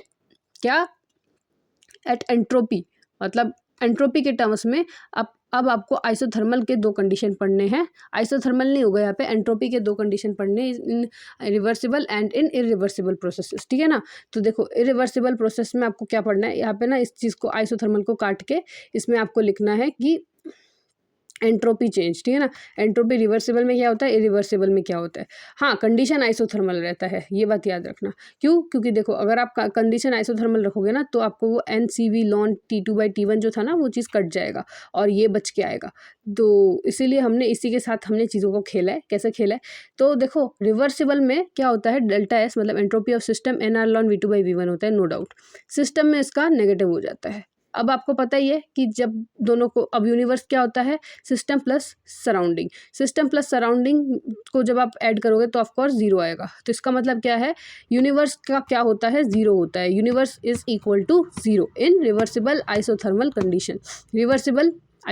condition of entropy. अब एडियाबैटिक वाला कंडीशन भी आएगा। अभी हमने यही दोनों पढ़े थे ना इससे पहले वाले चैप्टर में, आइसोथर्मल और एडियाबैटिक। तो उसमें से एंट्रोपी का जो आइसोथर्मल वाला कंडीशन है उसका हमने यहाँ पे पढ़ लिया। एडियाबैटिक में भी हम पढ़ेंगे, 0 ही पढ़ेंगे, पहले ही बता दिया मैंने, ठीक है कोई बात नहीं, वापस करेंगे तो आपको चीज़ें 2 बार पढ़ के हो जाएंगी। अच्छा देखो, इरिवर्सिबल का देखते हैं। इरिवर्सिबल में भी वही चीज़ होगी जो सिस्टम में आपने पढ़ा था अभी, एनआर लॉन V2/V1। यहाँ पे जो चीज़ आपको अलग दिखेगी वो ये दिखेगी कि डेल्टा एस ऑफ सिस्टम जो होता है वो माइनस एनआर लॉन V2/V1 जो है ना, यहाँ पे वो होता है माइनस PV/T। इसका मतलब क्या है दोस्त, अब आपको जो यूनिवर्स मिलेगा ना, उस यूनिवर्स की वैल्यू क्या हो जाएगी, इन दोनों का एडिशन, जो कि ग्रेटर देन 0 है कि नहीं। तो अब इसका मतलब ये है ना दोस्त कि delta S of universe can be equal to और ग्रेटर देन 0। इसका पूरा का पूरा कंक्लूजन ये निकल के आता है आइसोथर्मल कंडीशन का। समझ में आया। अब एंट्रोपी ऑफ मिक्सचिंग जो मैंने बताया था कि ये वैल्यू जो होती है वो 0 होती है, और जो नॉन ज़ीरो होती है उनके फॉर्मूलेस को आपको याद करना है। तो यही है पहला फार्मूला कि एंट्रोपी ऑफ मिक्सिंग जो होती है, जो आपको मैंने बताया था, ग्रेटर देन 0 होती है, और डेल्टा जी की वैल्यू क्या होती है, less than 0। Delta S mix की वैल्यू क्या हो जाएगी, याद रखना, minus R n i ln x i. क्या बोला मैंने, एन एल एन एक्स। आपको याद क्या रखना है, एन एल एन एक्स, ठीक है ना। आपको अगर मोल फ्रैक्शन के टर्म्स में अगर कुछ नहीं पूछा है, जस्ट डेल्टा एस मिक्स पूछा है, आपको नंबर ऑफ मोल्स भी दिए हुए हैं, आपको कैसे फाइंड आउट करना है चीज़ों को, एन एल एन एक्स। इस और ये जो है ना दोस्त, ये इसका मतलब है सम ऑफ, तो sum of n l n x. आपको एल एन इंस्टीट्यूट तो पता ही है, उसके आगे आप एन लगा दो तो एन एल एन एक्स। ऐसे आप चीज़ों को याद रख सकते हो। और अगर आपसे कभी कभार मोलर एंट्रोपी पूछ लिया जाए ना, तो याद रखना कि यहाँ पे एन एल एन एक्स नहीं होगा, यहाँ पे एक्स एल एन एक्स होगा, और वो एक्स कुछ और नहीं, मोल फ्रैक्शन ही होगा, ठीक है ना दोस्त। याद रखना ये चीज़, और माइनस लगाना बिल्कुल मत भूलना, ठीक है, ये चीज़ तो कभी भी मत भूलना। अब यहाँ पे सम ऑफ मतलब क्या, मतलब कि अगर आपको मान लो कि 3 मोल्स दिए, तो N1 ln x1 plus N2 ln x2 plus N3 ln x3, इस तरह से आपको चीज़ों को सॉल्व करना है। समझ में आया। अब जैसे कि फॉर एग्जांपल आपके पास एक क्वेश्चन है, 6 mole of N2 and 3 mole of O2। कैसे करना है आपको अभी बताया मैंने, n ln x, n मतलब number of moles that is 6, तो आपको N1 की जगह 6 डालना है, N2 की जगह 3 डालना है, डाल दिया आपने, ln x1, ठीक है ना। x1 मतलब 6 + 3 दैट इज 9, तो उसको आपको नीचे लिखना है, और 6 जिसके बारे में पूछा है उसको ऊपर लिखना है। आपको पता ही है ना मोल फ्रैक्शन कैसे निकालते, तो वही चीज़ है कि आपको चीज़ों को डालना है और फिर आपको चीज़ों को सॉल्व करना है। अब आता है हमारा गिब्स पैराडॉक्स। देखो एक और चीज़ आपको बताना चाहती हूँ मैं कि देखो, जब अगर आपका x1 और x2, मतलब कि ये वाला टर्म और ये वाला टर्म, जब अगर आपको इक्वल इक्वल दिखे ना, उसका मतलब मान लो कि डेल्टा एस मिक्स जो होता है ना वो मैक्सिमम होता है। ये चीज़ मैंने अलग से इसलिए लिखा है क्योंकि कभी भी आपसे कभी क्वेश्चन में पूछ लिया ना, which one has maximum of S delta S mix, तो आप सॉल्व करते मत बैठ जाना, आप बस देख लेना कि किसका x1 का और x2 का वैल्यू इक्वल होता है, उसी को आप क्या कर देना, उसी को मैक्सिमम बोल देना, घोषित कर देना। अब बात कर लेते हैं गिब्स पैराडॉक्स। याद रखना कि गिब्स पैराडॉक्स जो चीज़ होती है ना, वो ये बताती है कि अगर ये जो आपने N2 और O2 का गैस लिया है ना दोस्त, अगर ये गैस सेम हो जाए ना दोस्त, मतलब कि N2 और O2 की जगह से O2 और O3 है ना, मतलब गैस सेम है इरिस्पेक्टिव वो कितने भी मॉलिक्यूल्स है, अगर गैस सेम है, ठीक है ना, if same gas with same, हाँ अमाउंट भी सेम होना चाहिए, ठीक है ना दोस्त। जैसे कि 6 मोल है तो यहाँ पे भी 6 मोल होना चाहिए, तो 3 मोल ऑफ ऑक्सीजन है, 3 मोल ऑफ ऑक्सीजन होना चाहिए, ठीक है ना। या फिर 3 मोल ऑफ O2 है, 6 मोल ऑफ O3 होना चाहिए। तो इसका मतलब क्या है, अगर वो मिक्स करते हैं ना, तो याद रखना कि डेल्टा एस मिक्स जो होती है उसकी वैल्यू क्या होती है, 0 होती है, और जिसकी डेल्टा एस मिक्स 0 होगी उसकी डेल्टा जी मिक्स भी क्या होगी, 0। अच्छा, अब आपको एक और बात याद रखना है कि डेल्टा जी मिक्स की वैल्यू क्या है। अब तक तो आपने इसी के बारे में पढ़ा, आपको भी मैंने ये भी बताया ना कि जिसका वैल्यू नॉन जीरो होता है उसको आपको याद करना है। तो चलो इसके बारे में हमने तो बात कर लिया है डेल्टा एस मिक्स, पर डेल्टा जी मिक्स क्या होगा दोस्त, याद रखो डेल्टा जी मिक्स क्या होता है, आपको पता है ना दोस्त, delta G is equal to delta H minus T delta S, पता है कि नहीं। उसमें जो डेल्टा एच वाला टर्म है ना उसको काट दो, उसको 0 मान लो, तो बचेगा क्या, माइनस टी डेल्टा एस। तो वही है जो आपने डेल्टा एस मिक्स आपका जो वैल्यू आएगा ना, उसको माइनस टी के साथ क्या कर देना, मल्टीप्लाई कर देना, तो वो हो जाएगा minus T delta S of mix, ठीक है ना। अच्छा, अब बात कर लेते हैं एडियाबेटिक प्रोसेस का क्या होगा एंट्रोपी। देखो एंट्रोपी इन आइसोथर्मल प्रोसेस तो हमने पढ़ लिया, एडियाबेटिक प्रोसेस में क्या होगा एंट्रोपी, वो पढ़ लेते हैं अब हम, ठीक है ना। तो देखो एंट्रोपी एट एडियाबेटिक प्रोसेस में ना सारे में ज़ीरो होता है, सारे में मतलब सारे में रिवर्सिबल के। आइसोथर्मल में हमने वो पढ़ा था, मतलब हमने काटा था एनआरटी लॉन वो वाले उसमें से टी वाले टर्म को हमने काटा था। पर एडियाबैटिक में ना वो नहीं है, इसमें भी ज़ीरो, इसमें भी ज़ीरो और पूरा यूनिवर्स ज़ीरो। समझ में आया? और इरिवर्सिबल में ना दोनों के दोनों टर्म्स को आपको लिखना है इन सिस्टम। सराउंडिंग में ज़ीरो और यूनिवर्स का मतलब ये पूरा का पूरा टर्म जो आपको खुशी खुशी यूनिवर्स ग्रेटर देन ज़ीरो बनाएगा। इसका मतलब ये है कि delta S universe is greater than equal to zero. ये है हमारा कंक्लूजन। ठीक है ना? अच्छा, अब बात कर लेते हैं फेज ट्रांसफॉर्मेशन की। ठीक है ना? देखो हमारे पास दो प्रोसेस है, एक है रिवर्सिबल प्रोसेस, एक है इरिवर्सिबल प्रोसेस पानी का। देखो रिवर्सिबल प्रोसेस में मतलब सॉलिड लिक्विड में चेंज भी हो रहा है और वो लिक्विड सॉलिड में भी चेंज हो रहा है। वेराज इरिवर्सिबल प्रोसेस में ना वो जो सॉलिड है ना H2O जो है ना, वो जब सॉलिड फॉर्म में है तब मान लो कि वो 260 केल्विन में है, वो लिक्विड में जाके 450 केल्विन बना रहा है। किस तरह से बना रहा है उस चीज़ को निकालने का एक तरीका होता है दोस्त। उस चीज़ को निकालने का एक तरीका होता है, उस चीज़ को आपको किस तरह से सॉल्व करना है वो चीज़ बताऊंगी मैं। पहले आप रिवर्सिबल का समझ लो क्योंकि इसका प्रोसेस थोड़ा लंबा है दोस्त। अगर आप इसमें देखोगे ना दोस्त तो यहाँ पे रिवर्सिबल प्रोसेस है, तो रिवर्सिबल प्रोसेस में हमेशा याद रखना जब आप एंट्रोपी निकालते हो ना तो वो होता है डेल्टा एच ऑफ क्या हो रहा है यहाँ पे मेल्टिंग हो रहा है ना, सॉलिड लिक्विड में जा रहा है और लिक्विड सॉलिड में जा रहा है तो फ्रीजिंग भी हो रहा है। तो अगर सॉलिड टू लिक्विड हो दिख रहा है ना आपको तो मेल्टिंग लिख दो, बेशक लिख दो delta H of melting divide by T. और अगर लिक्विड टू गैस जा रहा है तो वेपराइजेशन हो रहा है तो delta H divide by T. समझ में आया? और वैसे ही अगर आपका सॉलिड गैस में हो रहा है तो सब्लिमेशन हो रहा है, delta H sublimation by T. इसका मतलब ये है कि अगर रिवर्सिबल प्रोसेस दिख जाए तो आपको जो फॉर्मूला यूज़ करना है वो कौन सा फॉर्मूला होगा? Entropy is equal to enthalpy divided by temperature. समझ में आया? अब अगर बात कर लेते हैं इरिवर्सिबल प्रोसेस की तो थोड़ा सा पासा पलट जाता है। क्यों पलट जाता है? क्योंकि यहाँ पे ना आपको सॉलिड जो है उसको वो किस तरह से यहाँ तक पहुँच जाए उसका पूरा प्रोसेस आपको यहाँ पे लिखना पड़ता है। कैसे? देखो यहाँ पे क्या हो रहा है ना दोस्त, यहाँ पे टेम्परेचर कांस्टेंट है दोस्त, इसीलिए चीज़ें रिवर्सिबल में जा रही है। देखो क्यों जा रहा है वो भी समझना ज़रूरी है। टेम्परेचर यहाँ पे कांस्टेंट है, इसका मतलब ये है कि यहाँ पे जस्ट फेज चेंज हो रहा है, टेम्परेचर सेम है दोस्त, यहाँ पे टेम्परेचर अलग है और फेज भी अलग है। तो तब जो प्रोसेस लगेगा वो कौन सा लगेगा? इरिवर्सिबल का प्रोसेस लगेगा। तो इसको आपको क्या करना है? इसको आपको मॉडिफाई करना है। कैसे? तो इसका मतलब क्या है कि इसके आपको अंदर जाना है और इसके अंदर आपको इसका स्टोरी देखना है, इसके पीछे का स्टोरी क्या था।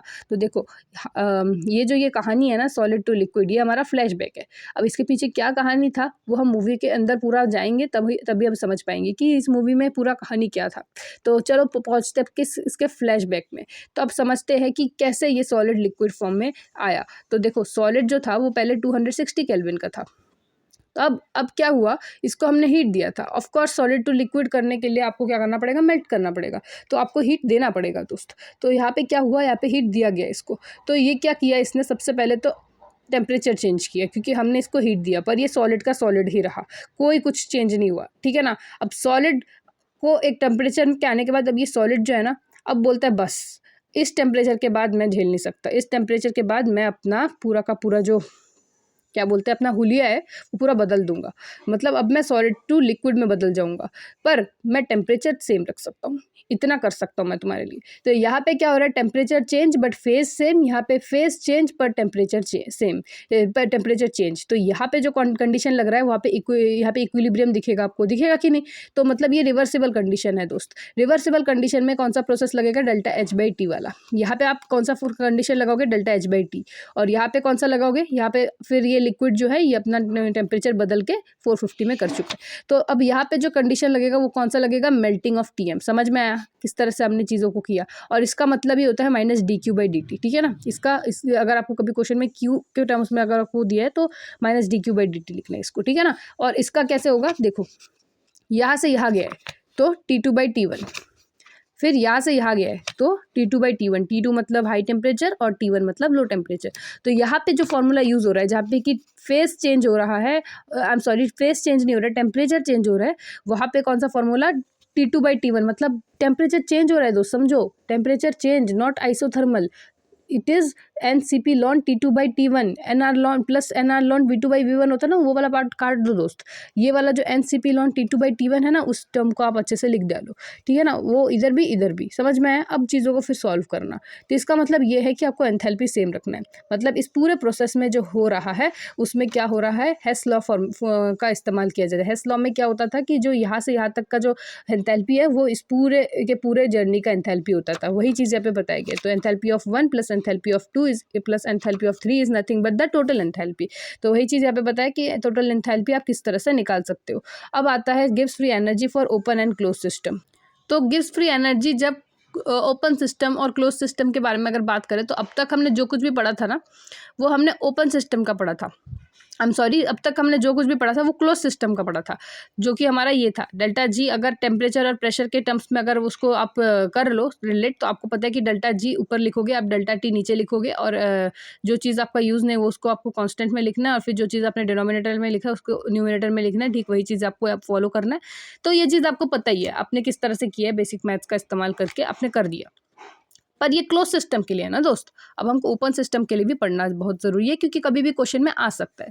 तो याद रखना कि ओपन सिस्टम में क्या होता है, एक चीज़ ऐड हो जाता है। आपको भी पता है कि अब चीज़ों को हमने ओपन रखा है, चीज़ें वही रहेंगी पर यहाँ पे कुछ चीज़ें ऐड हो जाएंगी दोस्त। क्या ऐड हो जाएंगी, गजनी ऐड हो जाएगा, ठीक है ना। गजनी मतलब G/NI, ठीक है ना। तो G/NI में ये जो ये पूरा टर्म है ना G/NI, वो कुछ और नहीं, इसको हम म्यू बोलते हैं। क्या बोलते हैं, म्यू बोलते हैं इसको। आप इस म्यू का नाम होता है पार्शियल मोलर थर्मोडायनेमिक्स पोटेंशियल, मतलब थर्मोडायनेमिक पोटेंशियल, केमिकल पोटेंशियल जिसको आप बोलते हो, ये केमिकल पोटेंशियल वाला टर्म यहाँ पे इंट्रोड्यूस होता है। समझ में आया। फिर जो नीचे लिखा हुआ है उस चीज़ को आपको एज इट इज़ इधर लिखना है। तो यहाँ पे अगर आप देखोगे तो आपको पता है कि यहाँ पे ना तो टी यूज़ हुआ, ना तो पी यूज़ हुआ, ना तो एन यूज़ हुआ। इसका मतलब क्या है, वो तीनों टर्म यहाँ पे कांस्टेंट हो जाएंगी। समझ में, एन तो यूज़ हुआ है वैसे तो आपने फिर भी यहाँ पे एन लिखा है, ठीक है ना, उसको भी हमने कांस्टेंट, चलो इस चीज़ को ना ही लिखो तो ही सही है, ठीक है ना। अब आप देखोगे ना तो आपको ये दिखेगा कि तो अब आप इस एन आई को क्या लिख सकते हो। अब देखो, आपको अगर दो दिए हुए नंबर ऑफ मोल्स, तो इस एन आई का मतलब आपको पता ही है ना, नंबर ऑफ मोल्स होते हैं, ठीक है ना। तो गिव्स free energy divide by number of moles कुछ और नहीं होता, केमिकल पोटेंशियल होता है, ठीक है ना। उसको आप ऐसे भी लिख सकते हो। तो कुछ ऐसा कुछ खास है नहीं ओपन सिस्टम में, उस चीज़ को ऐड किया गया है एज इट इज़। और जितने भी आपको नंबर ऑफ मोल्स दिए हुए हैं, तो उन दोनों जैसे कि फॉर एग्जांपल 2 मोल्स दिए हुए, तो N1 + N2, ठीक है ना। मतलब ये Ni का मतलब है कि सम ऑफ नंबर ऑफ मोल्स जितने दिए गए हैं उसके हिसाब से आपको लिखने हैं, ठीक है ना। तो वही चीज़ यहाँ पे बताया गया है। तो इसको आप ऐसे भी लिख सकते हो, म्यू डी एन आई। समझ में आ रहा है आपको, मतलब जितना भी आई दिखेगा उतना आपको आई इंट्रोड्यूस करना है। तो इस चीज़ को लिखने का ये वाला भी एक तरीका है। मतलब इस पूरे टर्म को आप म्यू लिखोगे और फिर डी लिखोगे और एन आई लिखोगे। मतलब आप ऐड क्या कर रहे हो चीज़ को, mu I N I D I. मतलब म्यू आई एन आई नहीं, mu I D N I. क्या बोल रही हूँ मैं, mu I D N I आप क्या कर रहे हो, ऐड कर रहे हो सारे टर्म में जितने भी ओपन सिस्टम। जैसे कि फॉर एग्जांपल आपको मैंने वो स्टार्टिंग में 4 पढ़ाया था ना, म्यू एच ए जी, उन सब में आपको T D S minus V D P, T D S plus V D P, आपको ऐसे पढ़ाया था ना मैंने। तो उन सब में आपको क्या करना है, उन सब में आपको यही चीज़ आपको ऐड करना है, sum of mu I D N i, sum of mu I D N i, ठीक है ना। तो आपको ये सारी चीज़ें आपको याद रखनी है। जी में भी ऐड करना है, यूएच इन सब में ऐड करना है। बस मैंने 2 का एग्जांपल लेके आपको यहाँ पे दिखा दिया। अब जो लास्ट पड़ाव में जो हम पहुँच के चुके हैं, तो उस चीज़ को भी आप समझ ही लो। अब यहाँ पे हमने क्या किया, डी एन आई कर दिया, ठीक है ना। अब म्यू आई को आप डेल्टा, देखो यहाँ पे आप ना, अगर आपको मान लो कि आपको म्यू के टर्म्स में पूछा है, तो आपको d U by d N i लिखना है, ठीक है ना। और अगर आपको एंथैल्पी के टर्म्स में पूछे तो आपको d H by d N i लिखना है। जैसे कि फॉर एग्जाम्पल वहाँ पे हमने गिव्स फ्री एनर्जी के टर्म्स में पढ़ा था, ठीक है ना। तो गिव्स फ्री एनर्जी के टर्म्स में पढ़ा था, तो इसलिए हमने d G by d N i लिखा था।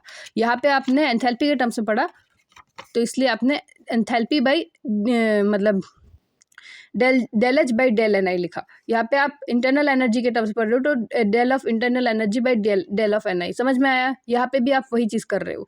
तो वही चीज़ हमने यहाँ पे बात करी। जैसे यहाँ पे अगर हेल्महोल्ट्ज़ की बात, यहाँ पे ए होगा, ठीक है ना, मैंने एच लिखा है गलती से, तो यहाँ पे d A by d N i होगा, ठीक है ना। हेल्महोल्ट्ज़ का भी वैसा ही है, ठीक है ना। इस चीज़ को समझ में रखो। और हाँ, वो मैंने बाद में जब चेक किया तो मुझे पता चला कि यहाँ पे एन आई भी कॉन्स्टेंट होता है, एट कॉन्स्टेंट एन आई, ठीक है ना। अब बात कर लेते हैं हम। अब हमको ये समझ में आ गया कि जी में क्या लिखना है, यू में क्या लिखना है, इन सब में क्या लिखना है।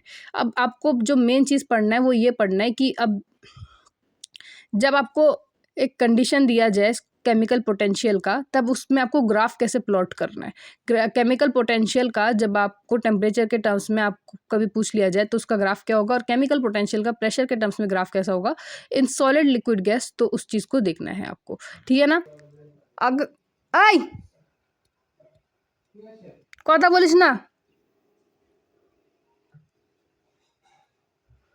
दोनों ग्राफ को देखे तो दोनों ग्राफ में ना आपको स्लोप में अंतर दिखेगा। देखो यहाँ पे जो स्लोप है ना वो पॉजिटिव की तरफ जा रही है, चीज़ें ऊपर की तरफ जा रही है, यहाँ पे चीज़ें नीचे की तरफ जा रही है। सॉलिड इस तरफ से, लिक्विड इस तरफ से, मतलब सॉलिड थोड़ा सा नीचे, लिक्विड और भी नीचे वाला स्लोप, और गैस और भी नीचे वाला स्लोप। मतलब दिख रहा है ना आपको चीज़ें क्या हो रहा है, गैस में सब चीज़ें ज़्यादा हो रही है, फिर लिक्विड में, फिर सॉलिड में। आपको भी पता है कि रैंडमनेस में यही होता है ना दोस्त, डिग्री ऑफ रैंडमनेस में जितना ज़्यादा गैस, मतलब जितना ज़्यादा रैंडमनेस उतना ज़्यादा गैस, फिर लिक्विड, फिर सॉलिड, ये चीज़ तो आपको भी पता है। तो अगर आपको रिलेशन देखना है सॉलिड लिक्विड गैस में, तो यहाँ पे चीज़ें एक्सट्रीम में हो रही है गैस में। देखो अगर आप इसका रिलेशन देखो, ये जो रिलेशन है ना ये आपको याद रखना है, ये कहाँ से आया कैसे आया वो भूल जाओ, मत देखो। आपको तो मैं बस यही बोलूँगी कि del U by del T क्या होता है, इस चीज़ को याद रखो दोस्त। यूपी का क्या होता है वी, यूटी का क्या होता है डेल माइनस एस। बस मतलब इसका मतलब ये है कि अगर आपको केमिकल पोटेंशियल का टेम्परेचर के साथ अगर रिलेशन पूछ लिया जाए, क्या बोला मैंने, केमिकल पोटेंशियल का टेम्परेचर के साथ, तो आपको क्या देखना है, आपको क्या देखना है, आपको एंट्रोपी देखना है। एंट्रोपी में आपको पता है कि एंट्रोपी माइनस है, माइनस ऑफ एस, मतलब नेगेटिव स्लोप जाएगा, और नेगेटिव सबसे ज़्यादा किसका होगा, गैस का, तो इसलिए सबसे ज़्यादा स्टीपर स्लोप गैस का है, फिर लिक्विड का है, और फिर सॉलिड का है। आप ऐसे भी बना सकते हो, ठीक है ना। वैसे ही अगर आप केमिकल पोटेंशियल का प्रेशर के साथ देख रहे हो तो आपको वॉल्यूम का स्लोप दिखेगा, जो कि कैसा है, पॉजिटिव स्लोप की तरह है। तो जितना अब स्लोप गैस का सबसे ज़्यादा होगा, फिर लिक्विड का, फिर सॉलिड का। इस तरह से आपको स्लोप डिज़ाइन करना है, और इसी के साथ आपका चैप्टर हो जाता है ख़त्म।